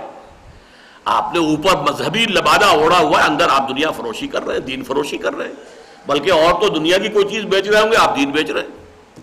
وہ تو سب سے زیادہ گناؤنا کام ہے، دین فروش. لہذا اس کو اچھی طرح سمجھ لیجئے، نیکی صرف وہی ہے. باقی یہ ہے کہ آپ دنیا کا کام کیجئے، کاروبار دنیاوی ہے، اس میں مقصود ہے نفع ہونا، کوئی اپنے بال بچوں کا پیٹ پالنا ہے، کوئی حرام نہیں ہے. لیکن نیکی کا لبادہ اڑا دینا درحال ہے کہ جبکہ آپ دنیا کی کوئی شے اس کے اندر مقصود اور مطلوب ہے، یہ اس کو نلیفائی کر دے گی، زیرو سے ضرب کھا کر بڑی سے بڑی رقم جو ہے زیرو ہو جاتی. صرف للہ فی اللہ، اللہ کی رضا کے لیے، اور اخروی، اس سے ذرا نیچے اتریے، نمبر 2 اخروی فلاح اور کامیابی کے لیے. یہ میں نے ذرا نیچے کہا ہے اس لیے کہ وہ ہے مثبت پہلو، اللہ کی رضا. من احب للہ وابغض للہ وعطا للہ ومنع للہ فقد استکمل الایمان. بڑی پیاری حدیث ہے، جس نے محبت کی تو صرف اللہ کے لیے کی، کسی سے نفرت رکھی، دشمنی رکھی تو صرف اللہ کے لیے رکھی، کوئی ذاتی انتقام میں نہیں رکھی. کسی کو کچھ دیا تو صرف اللہ کے لیے دیا، کسی سے کچھ روکا تو صرف اللہ کے لیے روکا. اس شخص نے اپنا ایمان مکمل کر لیا. من احب للہ وابغض للہ واعطى للہ ومنع للہ فقد استکمل الایمان. اللہم ربنا اجعلنا منہم. اس حوالے سے یہ ہے مثبت اور اعلیٰ تر نصب العین، جو یہاں پہنچ جاتے ہیں انہی کے لیے آتا ہے رضی اللہ عنہم ورضوا عنہ. یہ رضامندی باہمی جو ہے یہ سب سے اونچا مقام. ورضوان من اللہ اکبر، سب سے بڑی شے جو ہے وہ تو اللہ کی رضا ہے. البتہ کم تر درجے میں یہ ایک منفی چیز ہے، عذاب سے بچ جانا اور اللہ تعالیٰ کی رحمت کے جوار رحمت میں جگہ پا جانا، یعنی اخروی فلاح. یہ دو موٹیوز. تیسری کوئی شے اگر شامل ہو گئی تو پھر وہ کاروبار دنیاوی ہے، اسے نیکی نہ کہیں. وہ جو کہا ہے کسی نے کہ سوداگری نہیں یہ عبادت خدا کی ہے، اے بے خبر جزا کی تمنا بھی چھوڑ دے، کام کرو محض اللہ کے لیے. جیسے آپ کہتے ہیں زندگی برائے زندگی، نہیں، زندگی برائے اللہ. ان صلاتی و نسکی و محیایا و مماتی للہ رب العالمین. جب تک یہ للہیت مکمل نہیں ہوتی نیکی نہیں ہے. اس لیے یہاں پر بحث ہو رہی ہے نیکی کی، لیکن نیکی میں شرط لازم ایمان ہے. اسی لیے جو بھی اگر آپ نے ہینڈ بل دیکھا، میں نے یہ عنوان جمایا تھا. جدید ہمارے لوگ جو ہیں نوجوان، وہ کہتے ہیں صاحب آخر وہ لوگ اتنے فاؤنڈیشن بنا دیتے ہیں، اتنا یہ کر دیتے ہیں، اتنا وہ کر دیتے ہیں، تو ان کی نیکی کوئی نیکی نہیں ہے. سوچنا یہ چاہیے موٹیو کیا ہے. ہاں اگر کسی نے واقعتاً اللہ کے لیے، فرض کیجیے کوئی عیسائی ہے یا کوئی اور کوئی ہندو ہے، اور اس ہندو نے صرف پرماتما کی رضا کے لیے، صرف اللہ کو، گاڈ کو راضی کرنے کے لیے کوئی کام کیا اور آخرت میں اس کی جزا چاہیے، تو وہ نیکی ہے، میں مان لوں گا کہ نیکی ہے، چاہے وہ غیر مسلم ہے. یہ دوسری بات ہے کہ دوسرے اعتبار سے اس کا محاسبہ ہوگا کہ تمہارے پاس اسلام کی دعوت پہنچی تھی، پھر تم نے رد کیا. یہ نیگیٹو حساب شروع ہو جائے گا. ڈیبٹ کریڈٹ ہے نا، نیک عمل کا اگر انہیں کوئی ڈیبٹ کریڈٹ مل بھی جائے گا تو یہ ڈیبٹ یہ ہوگا کہ تم نے اس دعوت کو کیوں رد کیا. ہاں دعوت پہنچی ہی نہ ہو، کسی نبی کی رسول کی دعوت پہنچی ہی نہ ہو، تو پھر محض آخرت پر ایمان اور محض اللہ پر ایمان، یہ دونوں چیزیں کافی ہیں اس کی نجات کے لیے، اور اس کے اعمال صالحہ یقیناً نیکی شمار ہوگی. لیکن رسول کی دعوت کانوں تک پہنچ جائے پھر رد کر دے، یہ انکار، یہ کفر جو ہے یہ بہت بڑا جرم ہے. اس کا جو ڈیبٹ ہوگا وہ اتنا بڑا ہوگا کہ آپ کے سارے کریڈٹ کو صاف کر جائے گا. لیکن یہاں اصولی طور پر سمجھیے کہ یہ بحث یہاں اس لیے لائی گئی ہے کہ موٹیویشن جو ہے نیکی کے لیے اس کا صرف یہ ایک مثبت جذبہ اللہ کی محبت، اللہ کے لیے دینا، اور منفی آخرت کی سزا سے بچنا۔ یا ایھا الذین آمنوا قوا انفسکم واہلیکم نارا، اے اہل ایمان بچاؤ اپنے آپ کو اور اپنے اہل و عیال کو آگ سے۔ اچھا نمبر 3 جو ہے اس میں آگے آیا ہے، 5 چیزیں آئی ہیں نا، 2 تو یہ ہو گئیں، لیکن اس کے بعد والملائکۃ والکتاب والنبیین، ان 3 کو میں گروپ کرتا ہوں ایمان بالرسالت میں۔ کیوں؟ فرشتہ پیغام لاتا ہے اللہ سے، لہذا پہلے فرشتہ ہے۔ ایمان بالرسالت میں پہلے آپ کو فرشتے کو ماننا ہوگا۔ سر سید احمد خان کی یہی بڑی گمراہی ہے کہ اس نے فرشتے کا انکار کیا۔ ڈاکٹر فضل الرحمان کی بھی یہی سب سے بڑی گمراہی تھی، اسلام نامی کتاب میں اس نے فرشتے کا انکار کیا۔ فرشتے پر ایمان، ایمان بالرسالت میں مقدم ترین شے۔ پھر یہ کہ جو پیغام لایا اس کا ریکارڈ کتاب کی شکل میں ہے، والکتاب، اور جس پر وہ وحی لے کر آیا ہے وہ نبی ہے۔ تو گویا کہ والملائکۃ والکتاب والنبیین تینوں کو بریکٹ کیجئے تو یہ ایمان بالرسالت بنتا ہے۔ اب یہاں سوال پیدا ہوتا ہے کہ نیکی کی بحث میں ایمان بالرسالت کی اہمیت کیا ہے؟ اس میں ایک اور بڑی اہم بحث ہے۔ دیکھیے نیکی بھی جذبہ ہے، جذبہ، اور جذبات کے اندر یہ شے انہیرنٹ ہوتی ہے کہ وہ حد اعتدال سے تجاوز کر جاتا ہے۔ جذبہ، محبت ہے اتنی بڑھے گی کہ آپ کو اس کا کوئی عیب نظر ہی نہیں آئے گا، نفرت ہے اتنی بڑھ جائے گی کہ اس کی کوئی خوبی نظر نہیں آئے گی جس سے نفرت ہو گئی۔ عدل پر رہنا بڑا مشکل ہے، اسی لیے بڑے اونچے مقامات میں والعدل فی الغضب والرضا، یہ بہت اونچا مقام ہے۔ کسی سے راضی ہو یا ناراض ہو عدل کی بات کہو، یہ بہت آسان کام نہیں ہے، بہت مشکل بات ہے۔ وَلَوْ عَلَىٰ أَنفُسِكُمْ وَبِالْوَالِدَيْنِ وَالْأَقْرَبِينَ، عدل کی بات کہو چاہے تمہارے اپنے خلاف جائے، والدین کے خلاف جائے، رشتہ داروں کے خلاف جائے۔ وَلَا يَجْرِمَنَّكُمْ شَنَآنُ قَوْمٍ عَلَىٰ أَلَّا تَعْدِلُوا اعْدِلُوا هُوَ أَقْرَبُ لِلتَّقْوَىٰ، کسی قوم کی دشمنی تمہیں اس پر آمادہ نہ کر دے کہ تم عدل سے کام نہ لو۔ تو جذبات جو ہے اعتدال میں نہیں رہتے عام طور پر۔ نیکی کا جذبہ بھی بسا اوقات حد اعتدال سے تجاوز کرتا ہے، اور تجاوز کر کے غیر فطری صورتیں اختیار کر لیتا ہے۔ لہذا ایک ماڈل کی ضرورت ہے، ایک ماڈل جس میں وہ نیکی کا جذبہ مکمل طور پر مجسم ہو، معتدل ہو، متوازن ہو، اور یہ ہے جو نبی اور رسول کی شخصیت ہوتی ہے۔ دیکھیے نیکی کا جذبہ ہے، سورہ حدید کے اندر اس کی بحث بڑی مفصل موجود ہے۔ جس نے رہبانیت ایجاد کی، بدعت، وَرَهْبَانِيَّةً ابْتَدَعُوهَا مَا كَتَبْنَاهَا عَلَيْهِمْ، رہبانیت کی بدعت انہوں نے ایجاد کی، ہم نے ان کے اوپر یہ لازم نہیں ٹھہرائی تھی۔ ساری عمر شادی نہیں کرنی، کر لیا فیصلہ۔ اب ہوگے کچھ ایسے لوگ بھی جو اس کے اوپر جمے رہے اور اپنا دامن پاک رکھا، ورنہ اکثر و بیشتر تو جو کچھ کریں گے وہ سب کو معلوم ہے۔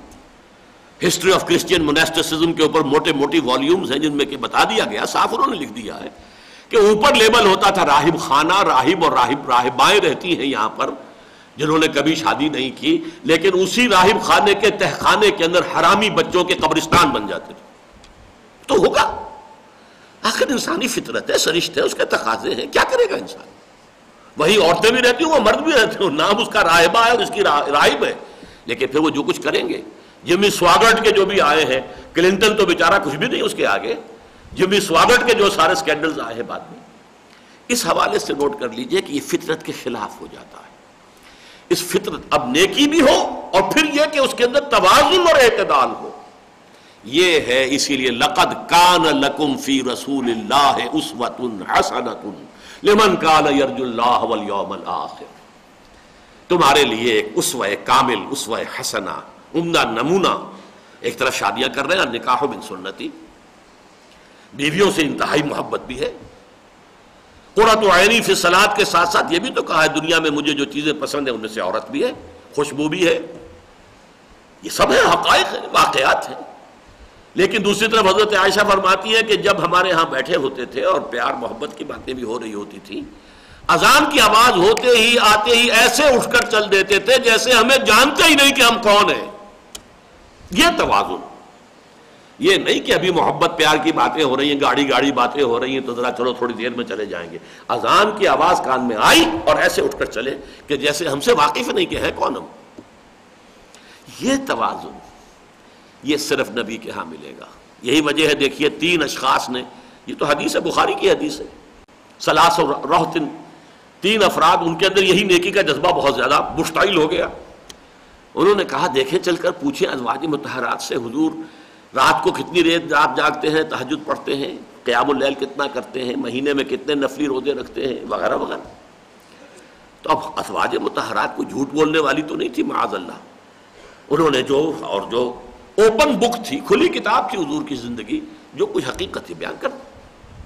انہیں وہ لگا کہ یہ تو کم ہے، ان کی توقع تو یہ تھی کہ بہت زیادہ ہوگا. لیکن دیکھیے اب وہ آدمی اپنے آپ کا، بھائی حضور کا معاملہ تو اور ہے، حضور تو معصوم ہے، گناہ ہو ہی نہیں سکتا، اور اگر کہیں کوئی خطا ہو جائے تو اللہ پہلے ہی معاف کر چکا ہے، لقد غفر اللہ لک ما تقدم من ذنبک وما تأخر. تو ان کے لیے تو اتنا کافی ہے، ہمارے لیے کافی نہیں ہے. اب ایک نے کہا میں ساری عمر شادی نہیں کروں گا، ایک نے کہا کہ میں ساری رات کھڑا رہا کروں گا، اپنی کمر بستر سے لگاؤں گا ہی نہیں. تیسرے نے کہا میں ہمیشہ روزہ رکھا کروں گا، کبھی ناغہ نہیں کروں گا. حضور کو اطلاع ہو گئی، بلایا، ایکسپلینیشن کال کی. آپ لوگ ہیں جنہوں نے یہ باتیں کہی. جی حضور ہم نے کہی تو ہے. پھر جو ڈانٹ آپ نے دی ہے، آپ نے فرمایا خدا کی قسم میں تم میں سب سے بڑھ کر متقی اور سب سے بڑھ کر اطاعت گزار ہوں اللہ کا، لیکن میں رات کو سوتا بھی ہوں اور نماز پڑھتا بھی ہوں، اور میں روزے رکھتا بھی ہوں نفلی، اور ناغے بھی کرتا ہوں، اور میں نے شادیاں کی ہیں، میری بیویاں ہیں. من رغب عن سنتی فلیس منی، کان کھول کر سن لو، جسے میری سنت پسند نہیں ہوگی اس کا مجھ سے کوئی تعلق نہیں. یہ ہے وہ جذبہ جس کی روک تھام کے لیے ایک ماڈل، ایک اسوہ، ایک آئیڈیل شخصیت. لقد کان لکم فی رسول اللہ اسوۃ حسنہ. تو یہ ایمانیات ثلاثہ کے ذریعے سے، 2 ایمانیات، ایمان باللہ، ایمان بالآخرہ، اس کے ذریعے سے تو جو اصل موٹیو ہے، نیکی کا اصل جذبہ ہے اللہ کی محبت اور رضا جوئی کے لیے، اور نمبر 2 آخرت کی کامیابی اور جہنم سے بچنے کے لیے. موٹیویشن تیسرا کوئی شے اس میں شامل نہ ہو.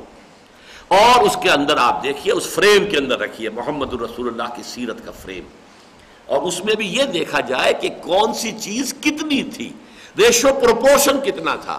ہمارے یہاں ایک گمراہی یہ ہوتی ہے، ایک چیز ثابت ہو گئی حضور نے یہ کیا ہے. بھئی کیا تو ہے، لیکن ذرا سوچو آپ کے پوری مجموعی زندگی میں اس شے کی کیا ریشو پروپورشن بنتی ہے.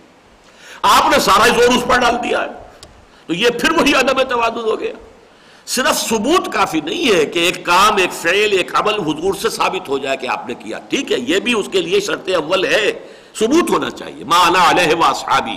اس کے ساتھ یہ دیکھو کہ حضور کے مجموعی طرز عمل میں، آپ کے تمام معمولات کے اندر اس کی ریشو پروپورشن کتنی تھی.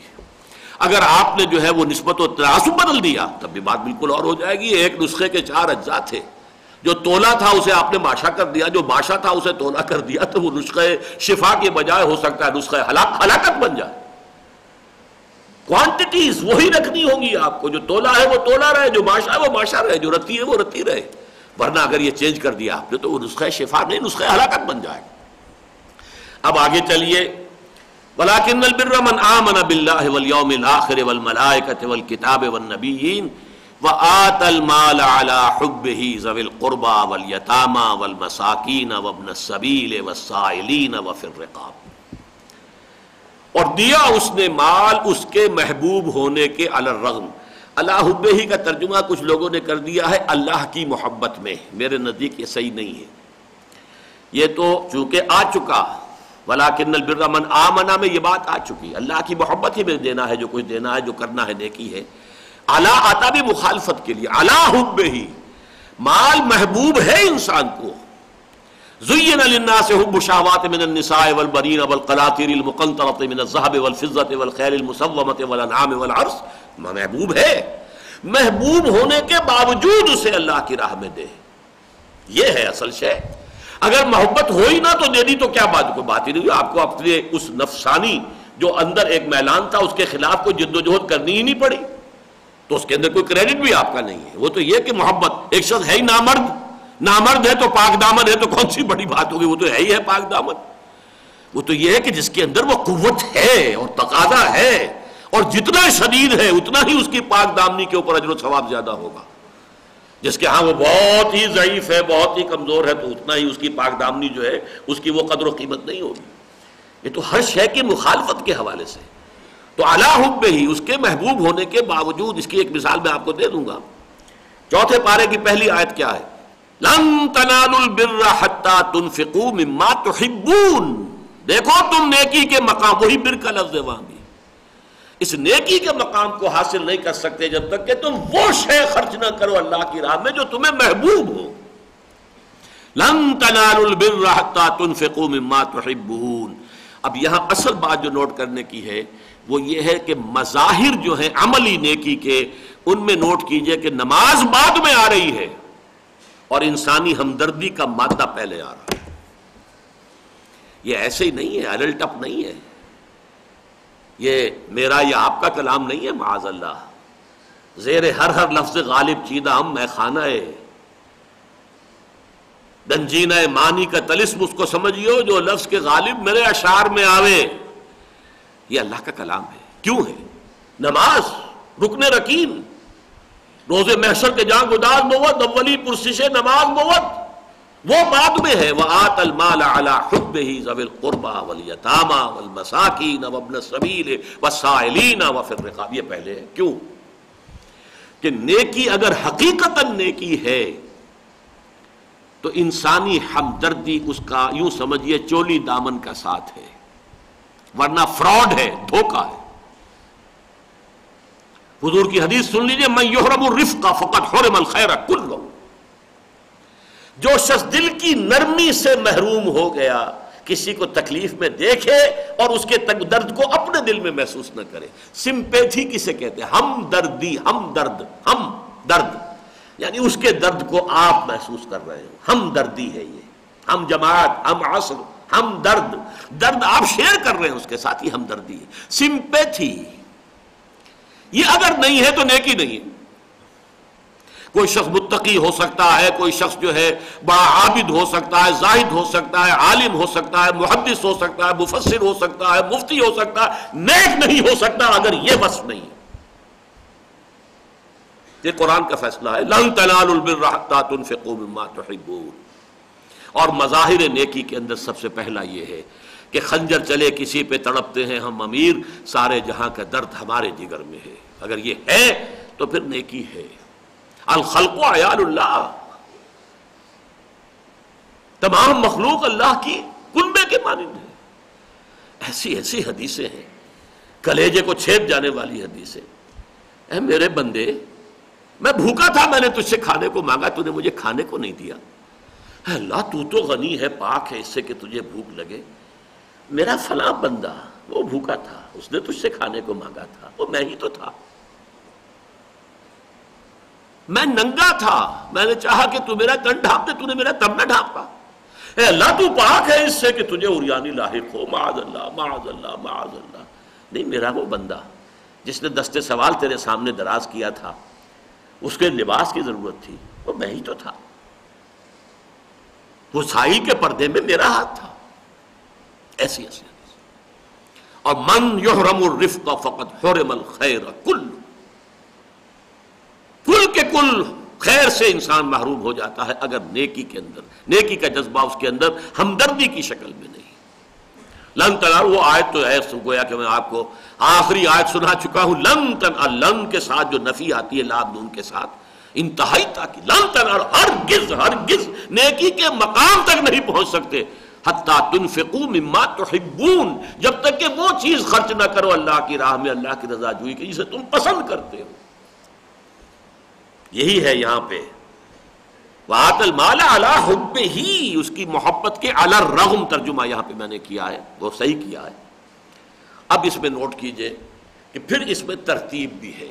یہ ترتیب بھی دین میں حجت ہے. سب سے پہلے آپ کے قرابت دار، رشتہ دار، ان کا حق قرآن میں اور بھی بہت سے مقامات پر ہے. قرابت دار سب سے پہلے، الاقرب فالاقرب فالاقرب فالاقرب. پھر اس کے بعد ہمارے ہاں چونکہ ہوتا ہے نا، قرابت داری میں شکایتیں بھی ہوتی ہیں، شکوے بھی ہوتے ہیں، جھگڑے بھی ہوتے ہیں. اب کوئی بیوہ ہے آپ کے بھائی کی، بیٹھی ہوئی ہے، مفلس ہے، اس نے فلاں وقت میرے ساتھ یہ کہہ دیا تھا، میری بیوی کے ساتھ یہ معاملہ کیا تھا، اس کو آپ کوئی خیرات یا بھلائی اس کے ساتھ نہیں کریں گے، جا کے دور دراز کہیں جو ہے خیرات تقسیم کر رہے ہیں. زیرو ہے یہ خیرات آپ نے اصل حقدار کو چھوڑ دیا اپنے کسی انتقامی جذبے کی وجہ سے. اس لیے اس خیرات کی کوئی اللہ کی میزان میں کوئی بدل نہیں، کوئی قدر نہیں. تو یہ ترتیب ذوی القربہ والیتامہ، پھر یتیم ہے پورے معاشرے کے اندر بے سہارا رہ جاتا تھا، والمساکین اور محتاج، وابن السبیل مسافر. اس زمانے میں چونکہ سفر میں ایسی کیفیات بہت ہو جاتی تھی، اب بھی ہو جاتی ہیں، اگرچہ بعض لوگوں نے پیشہ بنا رکھا ہے مسافرت کے حوالے سے خیرات مانگنے کا، لیکن واقعہ بھی ہوتا ہے. کسی مسافر کی جیب کٹ گئی، اب رہ گیا وہ تو بیچارہ نہ ادھر کا رہا نہ ادھر کا رہا، لہذا اس میں ایسی صورت ہو سکتی ہے. والسائلین، یہ ذرا ایسا ہے جس پر ایک سوال سا ذہن میں اٹھتا ہے، بیگری جو ہے سوال کرنا، اس کے بارے میں جو متوازن تعلیم ہے محمد الرسول اللہ صلی اللہ علیہ وسلم کی وہ کیا ہے؟ ایک طرف تو سوال کی انتہائی مذمت کی گئی، انتہائی مذمت. سوال کرو صرف اللہ سے، کبھی کسی انسان کے سامنے ہاتھ مت پھیلاؤ. انسان کا مقام اتنا بلند ہے، خلیفۃ اللہ ہو تم، کسی انسان کے سامنے ہاتھ پھیلاؤ. تمہاری حمیت اور غیرت اور تمہارے مقام و مرتبے سے بہت فرق ہے. روکھی کھاؤ، سوکھی کھاؤ، مزدوری کرو. وہ جو مشہور واقعہ ہے کہ ایک آئے تھے ایک صحابی، حضور کچھ نہیں ہے مجھے کچھ صدقات میں سے دیجیے. حضور نے کہا کچھ تو ہوگا تمہارے پاس. جی بس ایک کمبل ہے، آدھا میں اور میرے بچے جو ہے نیچے بچھا کے آدھا اوپر کر لیتے ہیں رات کو، اور کوئی ایک کٹورا ہے، لے آؤ، اور کچھ نہیں میرے پاس. آ گیا، بیچا اس کو، نیلامی کرائی، کچھ پیسے دیے، جاؤ آج کے دن کا راشن اپنے گھر والوں کو وہاں دے آؤ، اور لاؤ ذرا بازار سے ایک جو کلہاڑی کا جو ہے پھل، اس میں پھر آپ نے اپنے دستے مبارک سے دستہ ڈالا. جاؤ اور جاؤ اور پہاڑوں کے اوپر جا کے لکڑیاں کاٹو، لے کر آؤ، وہ بیچو، اور پھر دیکھو اس طریقے سے اپنی معاش پوری کرو. کچھ عرصے کے بعد وہ آیا، وہ اچھا بھلا آسودہ تھا. سوال کی انتہائی مذمت ہے، انتہائی مذمت ہے. کچھ لوگوں کے بارے میں آتا ہے کہ قیامت کے دن آئیں گے تو ان کے چہروں پر گوشت نہیں ہوگا. اب آپ دیکھیے وہ ہڈی جو ہوتی ہے، کسی کی کھوپڑی آپ کو نظر آئے تو وہ کیا نظر آتی ہے، تو گوشت سے محروم چہرہ جو ہوگا وہ کیا ہوگا. اور یہ وہ لوگ ہوں گے کہ جو یہ خیرات مانگا کرتے تھے بغیر کسی مجبوری کے. تو اس حوالے سے ایک طرف، لیکن دوسری طرف یہ فرمایا ہے کہ تمہاری شرافت اور حمیت اور غیرت اور مروت سے یہ بعید ہے کہ کوئی ہاتھ پھیلا ہی دے اور تم ٹھکرا دو. اس نے اپنی عزت نفس تمہارے سامنے پیش کر دی بندے خدا کے، اب اس کو ٹھوکر مت مارو. دے سکتے ہو دو، نہیں دے سکتے ہو تو قول معروف، بھلے طریقے سے. نہیں بھائی میرے لیے ممکن نہیں ہے، جھڑکو نہیں، اما السائل فلا تنہر، جھڑکنے کی اجازت نہیں. یہاں تک بھی آیا حضور نے فرمایا کہ سائل اگر تمہارے در پر گھوڑے پر سوار ہو کر آئے تب بھی اگر کچھ دے سکتے ہو اس کے سوال کو تو دو، ورنہ یہ کہ معذرت کرو خوش اسلوبی کے ساتھ، چاہے وہ گھوڑے پر سوار ہو کر آیا. یہ الفاظ بھی حدیث کے. تو یہ بڑی متوازن. ایک طرف تو یہ کہ انسٹیٹیوشن آف بیگری جو ہے اس کو ختم کرنا مقصود ہے. کفالت کا جب اسلامی ریاست ہوگی تو کفالت کی ذمہ داری تو ریاست کی ہے، ہر فرد کی. پھر سائل کیوں ہو؟ حضرت عمر نے تو ایک مجوسی سائل بوڑھے کو دیکھ کر جو ہے ایکسپلینیشن کال کر لی تھی گورنر کی. دورے پر تھے، وہاں دیکھا کہ ایک مجوسی ایرانی، وہ بوڑھا، وہ خیرات مانگ رہا. پوچھا گورنر سے یہ خیرات کیوں مانگ رہا؟ کہنے لگا یہ جب جوان تھا، ٹھیک تھا، صحت مند تھا تو یہ تو جزیہ بھی دیتا تھا، اب یہ کچھ کر نہیں سکتا. کہنے لگے کہ جب اس سے تم جزیہ لیتے تھے اب تم نے اسے خیرات مانگنے کے لیے چھوڑ دیا. اس کا روزینہ مقرر کیا گیا بیت المال سے. تو کفالت جو ہے وہ ہے ریاست کے ذمہ، لیکن نہیں بھی ہے. چلیے جیسا بھی ہے ہمارے ہاں ہے اس وقت. تو یہ ہے کہ ان دونوں چیزوں کو، ایک طرف سوال کی مذمت، حتی الامکان سوال سے بچنا، لیکن سوال کوئی کر ہی دے تو پھر ذرا شرافت اور مروت کا تقاضا جو ہے اس کو ملحوظ رکھنا. وَفِي الرِّقَابِ، اور گردنوں کے چھڑانے میں. رقبہ گردن، فک رقبۃ او اطعام فی یوم ذی مسغبۃ یتیما ذا مقربۃ او مسکینا ذا متربہ. گردن کا چھڑانا اس زمانے میں تو واضح سی بات تھی کہ کوئی غلام ہے اسے اپنے پیسے سے خریدا، آزاد کر دیا. وہ غلامی کے بندھن میں بندھا ہوا تھا، اب آزاد انسان ہو گیا. آج بھی اگرچہ اس طرح کی شکلیں نہیں ہیں، لیکن ایسا ہوتا ہے بسا اوقات کہ کوئی شخص اتنا بندھ جاتا ہے قرض میں کہ اب وہ آپ اسے تھوڑی تھوڑی اگر پیس میل کوئی اس کی جو ہے مدد کریں گے صدقات سے، تو وہ کبھی بھی وہ ہمیشہ کا بیگر ہی ہو جائے گا. لیکن اگر ایک لمپ سم امداد ایک دم دی جائے تاکہ وہ دوبارہ ایک دفعہ اس سے ان شیکلز سے نکل کر اور پھر اپنے پاؤں پر کھڑا ہو جائے، تو یہ بھی فک و رقبہ کی مد میں آئے گا.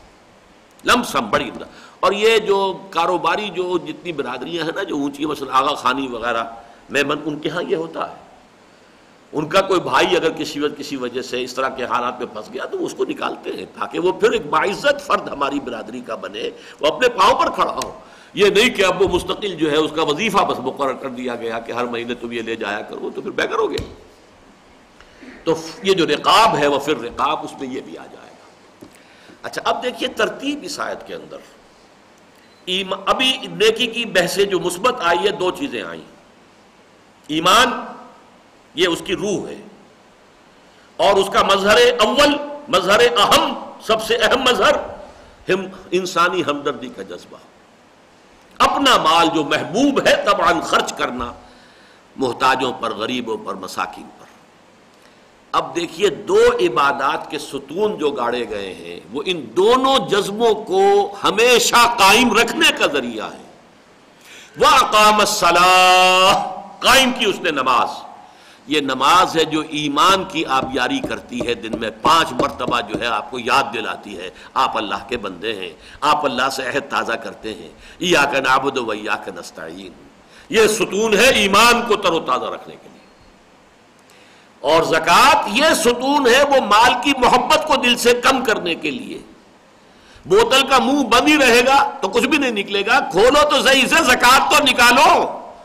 جب ذرا منہ کھلے گا تو کچھ اور بھی نکل آئے گا. اور یہاں ایک نقطہ یہ بہت اہم ہے کہ زکوٰۃ علیحدہ ہے اور پہلے جو آیا ہے وہ علیحدہ مد ہے. یہ زکوٰۃ نہیں تھی پہلی. اور اس کی دلیل قاطع یہ ہے کہ حضور نے اسی روایت، اسی آیت سے اب دلیل لے کر آپ نے فرمایا ان فی المال لحقا سوى الزکاۃ. لوگوں یہ نہ سمجھ لینا کہ زکوٰۃ دے دیا تو تمہارے مال میں سے جو بھی اللہ کا حق تھا وہ بس ادا ہو گیا پورا. یہ نہ سمجھ لینا، یہ تو منیمم ہے، لازم ہے، فرض ہے. ان فی المال لحقا سوى الزکاۃ. اور پھر یہ آیت پڑھی وآت المال على حبه ذوي القربى واليتامى والمساكين وابن السبيل والسائلين وفي الرقاب واقام الصلاة وآت الزکاۃ. زکوٰۃ تو علیحدہ آ رہی، لیکن میں نے جو بات آپ کو بتائی اسے ذہن نشین رکھیے. دو چیزیں آئیں تو دونوں کے لیے یہ ستون ہے کہ جو اسلام کے نظام کے اندر گاڑ دیے گئے. ایمان کو تر و تازہ رکھنے والی شے، سدا بہار رکھنے والی شے نماز، اور یہ مال کی محبت کے دل سے کھرچ کر نکالنے والی شے تاکہ مال آپ دے سکیں. آت المال علی حبہ ذوی القربى والیتامى والمساکین، وہ زکوٰۃ. اس کے بعد آتا ہے معاملات. والموفون بعہدہم اذا عاہدوا. واقعہ یہ ہے کہ یہ اللہ کا کلام ہے. تمام معاملات انسانی کو درست کرنے کے لیے یہ ایک شے کافی ہے، ایفاء عہد کا مادہ اگر لوگوں میں پیدا ہو جائے. اب آپ نے ایک شخص کو مزدور کے طور پر رکھا ہے، بھائی تمہیں شام کو 100 روپے ملے گا، یہ کام کرنا ہے. اگر وہ اپنے اس معاہدے کی وجہ سے کام کر رہا ہے، محتاج نہیں کہ مجھے دیکھے گا تو کروں گا ورنہ بیٹھ جاؤں گا. You don't need any supervisor. اگر اس کے اندر یہ عہد ہے کہ میں نے یہ معاہدہ کیا ہے، میرے 100 روپے حلال نہیں ہوں گے اگر میں اپنا پسینہ اس میں نہیں نکالتا اس کام میں، تو سپروائزر کی ضرورت نہیں ہوگی. امپلائر امپلائی، چاہے آپ نے کہیں ملازم رکھا ہوا ہے، اس کے لیے وہ جو ریمونریشن اسے مل رہی ہے حرام ہے اگر وہ اس کے اندر اپنی پوری محنت نہیں کر رہا ہے. معاہدہ، بزنس تو سارا ہے ہی کانٹریکٹ پر. آج سارے بڑے بڑے بزنس جو ہیں وہ کانٹریکٹ ہی پر ہوتے ہیں نا. Even marriage is a social contract. What is marriage? شادی ہے کیا؟ عمرانی معاہدہ ہے، ایک لڑکے ایک لڑکی کے مابین، ایک مرد ایک عورت کے درمیان معاہدہ ہے. والموفون بعہد. اب یہ جو کھڑے ہوتے ہیں اور حلف لیتے ہیں اپنی، وہ جو ہمارے سیاستدان ہیں عہد ہی کر رہے ہوتے ہیں نا، اور اس عہد کی پاسداری نہ کریں تو جو بیڑا غرق ہوتا ہے وہ ہوا ہے ہمارا. صورت میں بھی حال نہ پرس، وہ تو ہمارا جو حال ہے پوری دنیا کے سامنے آ چکا ہے. اب تو صورت حویدہ ہو چکی ہے، کہاں کھڑے ہیں کتنے پانی میں. لیکن صرف یہ ایک شے، ایفائے عہد، ان العہد کان مسئولا. دیکھو عہد کے بارے میں باز پرس ہوگی اللہ کے ہاں، جواب دہی کرنی پڑے گی. تو یہ تمام معاملات انسانی کے اندر سٹریم لائننگ جسے ہم کہتے ہیں، ایک شے والموفون بعہدہم اذا عاہدوا. حضور کی سیرت میں تو یہ شے جس درجے میں تھی ابتدا ہی سے، الصادق الامین تو خیر آپ کو کہا گیا، لیکن یہ عہد کی بات جو ہے یہ اس دور کا ابھی وہی شروع نہیں ہوئی جب آپ تجارت کرتے تھے. اس کا واقعہ یہ کہ ایک شخص سے گفتگو ہو رہی تھی کسی سودے کی، اسے اچانک یاد آیا، بہت ذرا ٹھہریے آپ یہاں میرا انتظار کیجئے، میں ابھی آتا ہوں، مجھے ایک کام یاد آ گیا بہت ضروری ہے. ٹھیک ہے، حضور نے کہا میں تمہارا یہی انتظار کروں گا. اب وہ شخص جا کے بھول گیا. 3 دن گزر گئے، حضور وہاں سے نہیں ہلے. اسے کہیں 3 دن کے بعد یاد آیا، اچانک جا کر وہ مصروف ہو گیا، بھول گیا میں وعدہ کر کے آیا تھا محمد سے. لیکن جب اسے یاد آیا گھبرایا ہوا آیا، دیکھا تو وہی بیٹھے. حضور نے فرمایا کہ میں تو اپنے عہد کی وجہ سے بندھا ہوا تھا، میں نے تو تم سے وعدہ کیا تھا کہ میں یہی بیٹھوں گا. بیٹھا. عہدۃ المؤمن کاخذ الکف، حضور فرماتے ہیں وعدہ کر لینا ایسا ہے مومن کا جیسے کسی کا ہاتھ آپ نے پکڑ لیا، جائے گا کہاں؟ آپ وعدہ کیا اس نے. والموفون بعہدہم اذا عاہدوا. اب آخری بات والصابرین، یہ ہے اصل میں اخص بذکر الصابرین. یہ چونکہ اب چاہے یہ مجرور ہے اور چاہے منصوب، تو خاص طور پر ذکر کر رہا ہوں اب میں. یہ مطلب یہاں پر اس سے پہلے ایک فعل محذوف ماننا پڑے گا خاص طور پر. یعنی کردار کی یہ ساری باتیں مبادیات ہیں، اس کا کلائمیکس جو ہے وہ یہ ہے وَالصَّابِرِينَ فِي الْبَأْسَاءِ وَالضَّرَّاءِ وَحِينَ الْبَأْسِ. صبر کرنے والے، جیل جانے والے، برداشت کرنے والے، فقر و فاقہ، بھوک میں بھی، تکلیف، ضرر اور جنگ کے وقت. اب یہاں پہلے تو یہ نوٹ کیجئے کہ میں نے کہا تھا امپلائیڈ ہے تیسری چیز بھی. یہ جنگ، یہ کردار جن کا بیان ہو رہا ہے، ان کی جنگ کس کے لیے ہوگی؟ یہ جس کا پورا نقشہ آیا ہے، ایک پورا کریکٹر جو ہے آپ کے سامنے آ گیا ہے، انسانی شخصیت، انسانی کردار کا ہیولہ ہے. من آمن باللہ والیوم الآخر والملائکۃ والکتاب والنبیین وآتى المال على حبه ذوي القربى واليتامى والمساكين وابن السبيل والسائلين وفي الرقاب وأقام الصلاة وآتى الزكاة والموفون بعهدهم إذا عاهدوا. یہ جو 15 اوصاف آئے ہیں، یہ جو کردار کا ہیولہ سامنے آتا ہے، ان کی جنگ کس لیے ہوگی؟ کیا وہ ہوس ملک گیری کے لیے ہوگی؟ کیا وہ دولت کے حصول کے لیے ہوگی؟ اس کردار کے ساتھ کہیں فٹ بیٹھتا ہے، کہیں کمپیٹیبل ہے؟ حق کے لیے، حق کا بول بالا کرنے کے لیے جنگ. حالانکہ جنگ تو بڑی بری شے ہے، بڑی گندی شے ہے. اخلاقیات میں جنگ کا ذکر، جنگ تو خون ریزی نہیں. اسلام جو نیکی آپ کو سکھانا چاہتا ہے وہ بدھ مت کے بھکشوؤں کی نیکی نہیں ہے، وہ راہبوں اور راہباؤں کی نیکی نہیں ہے، وہ تارک الدنیا لوگوں کی نیکی نہیں ہے. یہ لوگ خود نکل کر میدان سے، اور اصل زندگی کا میدان بدماشوں کے لیے، حرام خوروں کے لیے، ظالموں کے لیے کھلا چھوڑ دیا جاتا ہے. یہ نیکی نہیں ہے. رہو یہاں، چیلنج کرو انہیں، پکڑو ان کے ہاتھ.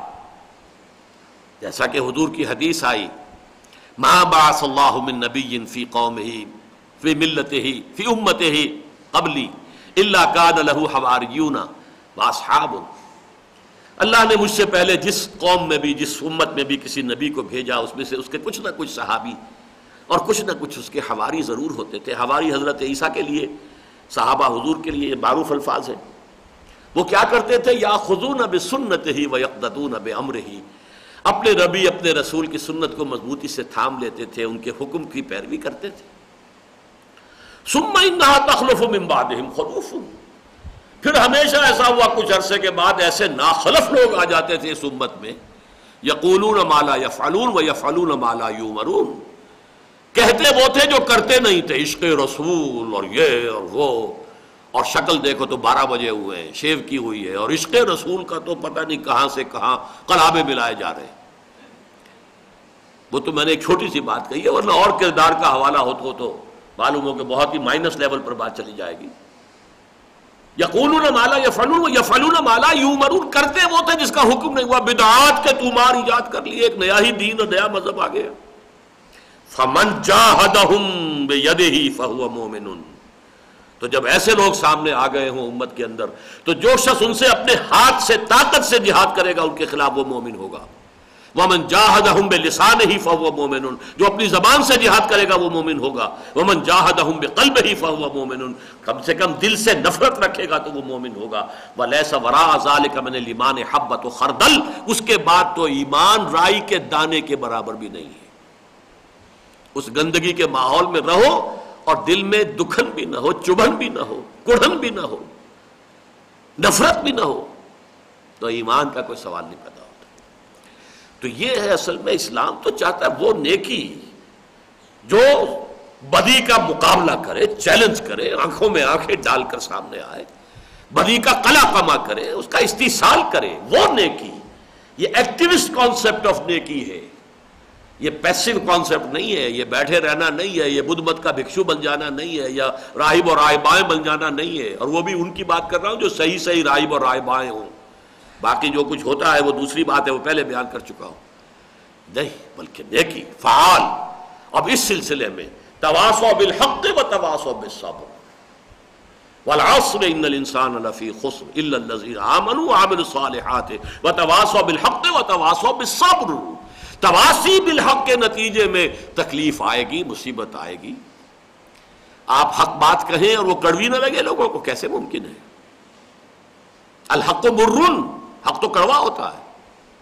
بچوں سے کہہ کر دیکھیے، وہ اگر سڑک کے اوپر کھیل رہے ہیں کہ بچوں کہاں کھیل رہے ہو یہ کرکٹ، کسی گاڑی کا شیشہ توڑو گے، آپ کو اپنی عزت بچا کر وہاں سے نکلنا جو ہے وہ محال ہو جائے گا۔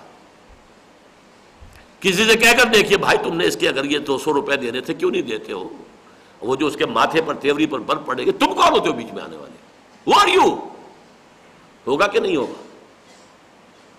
اسی لیے حضرت لقمان نے جو نصیحت کی تھی، یا بنی اقم الصلاۃ وامر بالمعروف وانہ عن المنکر واصبر علی ما اصابک ان ذلک من عزم الامور، اے میرے بچے نماز قائم کر، نیکی کا حکم دے، بدی سے روک، اور پھر جو آئے جو بیتے اسے جھیل اور برداشت کر اور صبر کر۔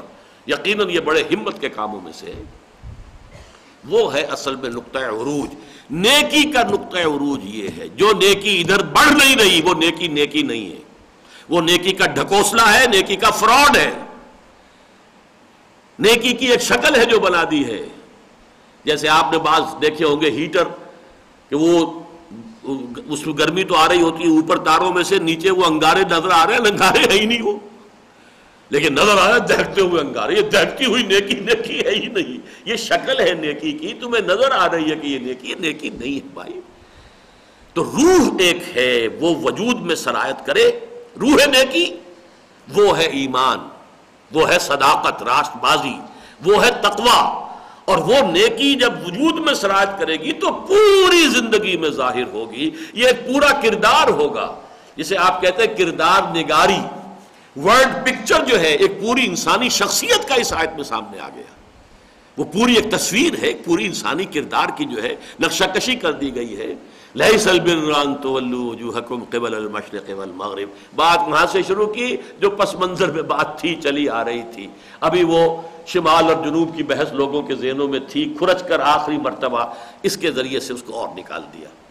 وَلَٰكِنَّ الْبِرَّ مَنْ آمَنَ بِاللَّهِ وَالْيَوْمِ الْآخِرِ وَالْمَلَائِكَةِ وَالْكِتَابِ وَالنَّبِيِّينَ وَآتَى الْمَالَ عَلَىٰ حُبِّهِ ذَوِي الْقُرْبَىٰ وَالْيَتَامَىٰ وَالْمَسَاكِينَ وَابْنَ السَّبِيلِ وَالسَّائِلِينَ وَفِي الرِّقَابِ وَأَقَامَ الصَّلَاةَ وَآتَى الزَّكَاةَ وَالْمُوفُونَ بِعَهْدِهِمْ إِذَا عَاهَدُوا وَالصَّابِرِينَ فِي الْبَأْسَاءِ وَالضَّرَّاءِ وَحِينَ الْبَأْسِ، صبر کرنے والے۔ اب ذرا اس کا تعلق جوڑ لیجئے، جبکہ یہ دوسرا حصہ جو ہے امت مسلمہ سے خطاب پر مشتمل جب سورہ بقرہ کا شروع ہوا تو پہلے ہی قدم پر آیتیں آئی ہیں، یا ایھا الذین آمنوا استعینوا بالصبر والصلاۃ ان اللہ مع الصابرین، وَلَا تَقُولُوا لِمَنْ يُقْتَلُ فِي سَبِيلِ اللَّهِ أَمْوَاتٌ بَلْ أَحْيَاءٌ وَلَكِنْ لَا تَشْعُرُونَ وَلَنَبْلُوَنَّكُمْ بِشَيْءٍ مِّنَ الْخَوْفِ وَالْجُوعِ وَنَقْصٍ مِّنَ الْأَمْوَالِ وَالْأَنفُسِ وَالثَّمَرَاتِ وَبَشِّرِ الصَّابِرِينَ. وہیں پر یہ آیت جو ہے وہی تان ٹوٹ رہی آ کر والصابرین، خاص طور پر صبر کرنے والے، نیکی کے علم بردار بن کر کھڑے ہو جائیں، نیکی کے پرچارک بن کر کھڑے ہو جائیں، نیکی کا بول بالا کرنے کے لیے میدان میں آئیں، بدی کی آنکھوں آنکھیں ڈال کر اس کو للکاریں، اس کو چیلنج کریں، اس کے استیصال کے لیے تن من دھن لگا دیں. اولئک الذین صدقوا، یہی ہے وہ لوگ جو سچے ہیں. سچے کس معنی میں؟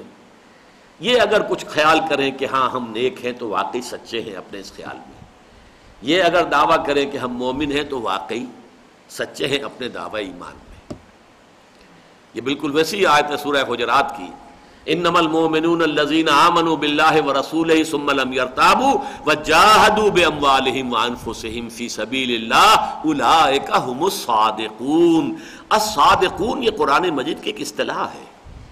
سچائی یہ قول کی ہے، سچائی نیت کی ہے، سچائی خیالات کی ہے. راست خیال، راست باز، راست کردار، راست بقال، یہ سارے جو ہے یہ سچائی، صداقت. اور اسی لیے نبوت کے بعد دوسرا عظیم ترین منصب جو ہے وہ صدیقین، انبیاء من النبیین والصدیقین والشہداء والصالحین. صدیق، صدق در حقیقت ان کی شخصیت کا جو اصل جوہر ہے وہ صدق ہے. اسی لیے سورہ توبہ میں آیا یا ایھا الذین آمنوا کونوا مع الصادقین، تلاش کرو ایسے راست بازوں کو اور ان کی صحبت اختیار کرو، ان کا قرب اختیار کرو، ان کے قریب رہا کرو تاکہ تمہیں بھی ان کی راست بازی میں سے حصہ ملے. اولئک الذین صدقوا واولئک ھم المتقون. یہ آخری لفظ سب سے اہم ہے، یہی ہے متقی. اس کی وجہ کیا ہے؟ تقویٰ کا تصور ہمارے ذہنوں میں خاص وضع قطع، خاص لباس، خاص قسم کا جو ہے وہ عمامہ جو ہے وہ باندھا ہوا ہے، خاص جو ہے سٹائل کی داڑھی بھی ہے اور پاجامہ ہے تو وہ ٹخنوں سے اوپر ہے، بس تقویٰ ہے. مظاہر، ظواہر یہ بھی ہے. مظاہر میں پہلے ہی کہہ چکا ہوں، مشرق و مغرب کی طرف رخ کرنا حکم کے مطابق یہ بھی نیکی میں ہے، میں اس کی نفی نہیں کر رہا. لیکن اگر کل اسی کو تقویٰ سمجھ لیا جائے تو یہ حماقت ہے، یہ بے وقوفی ہے، یہ پاگل پن ہے، یہ دین کی روح سے ناواقفیت کی علامت ہے. اسی لیے حضور نے ایک مرتبہ 3 دفعہ اپنے دست مبارک سے اپنے قلب کی طرف، سینے کی طرف اشارہ کیا. التقویٰ ہا ہونا، التقویٰ ہا ہونا، التقویٰ ہا. دیکھو بھائی تقویٰ یہاں ہوتا ہے، دل میں تقویٰ ہے تو تقویٰ ہے. اور دل میں تقویٰ کب آئے گا؟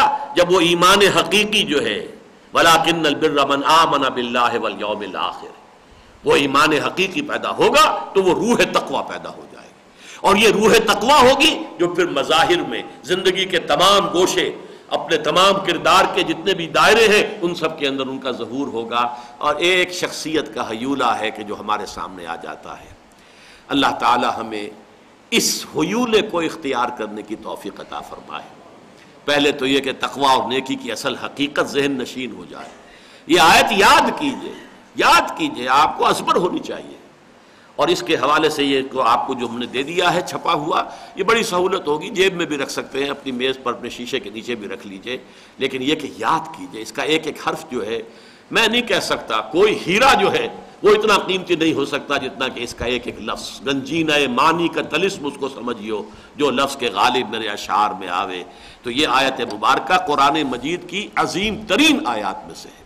بارک اللہ لی ولکم فی القرآن العظیم ونفعنی وإیاکم بالآیات وذکر الحکیم.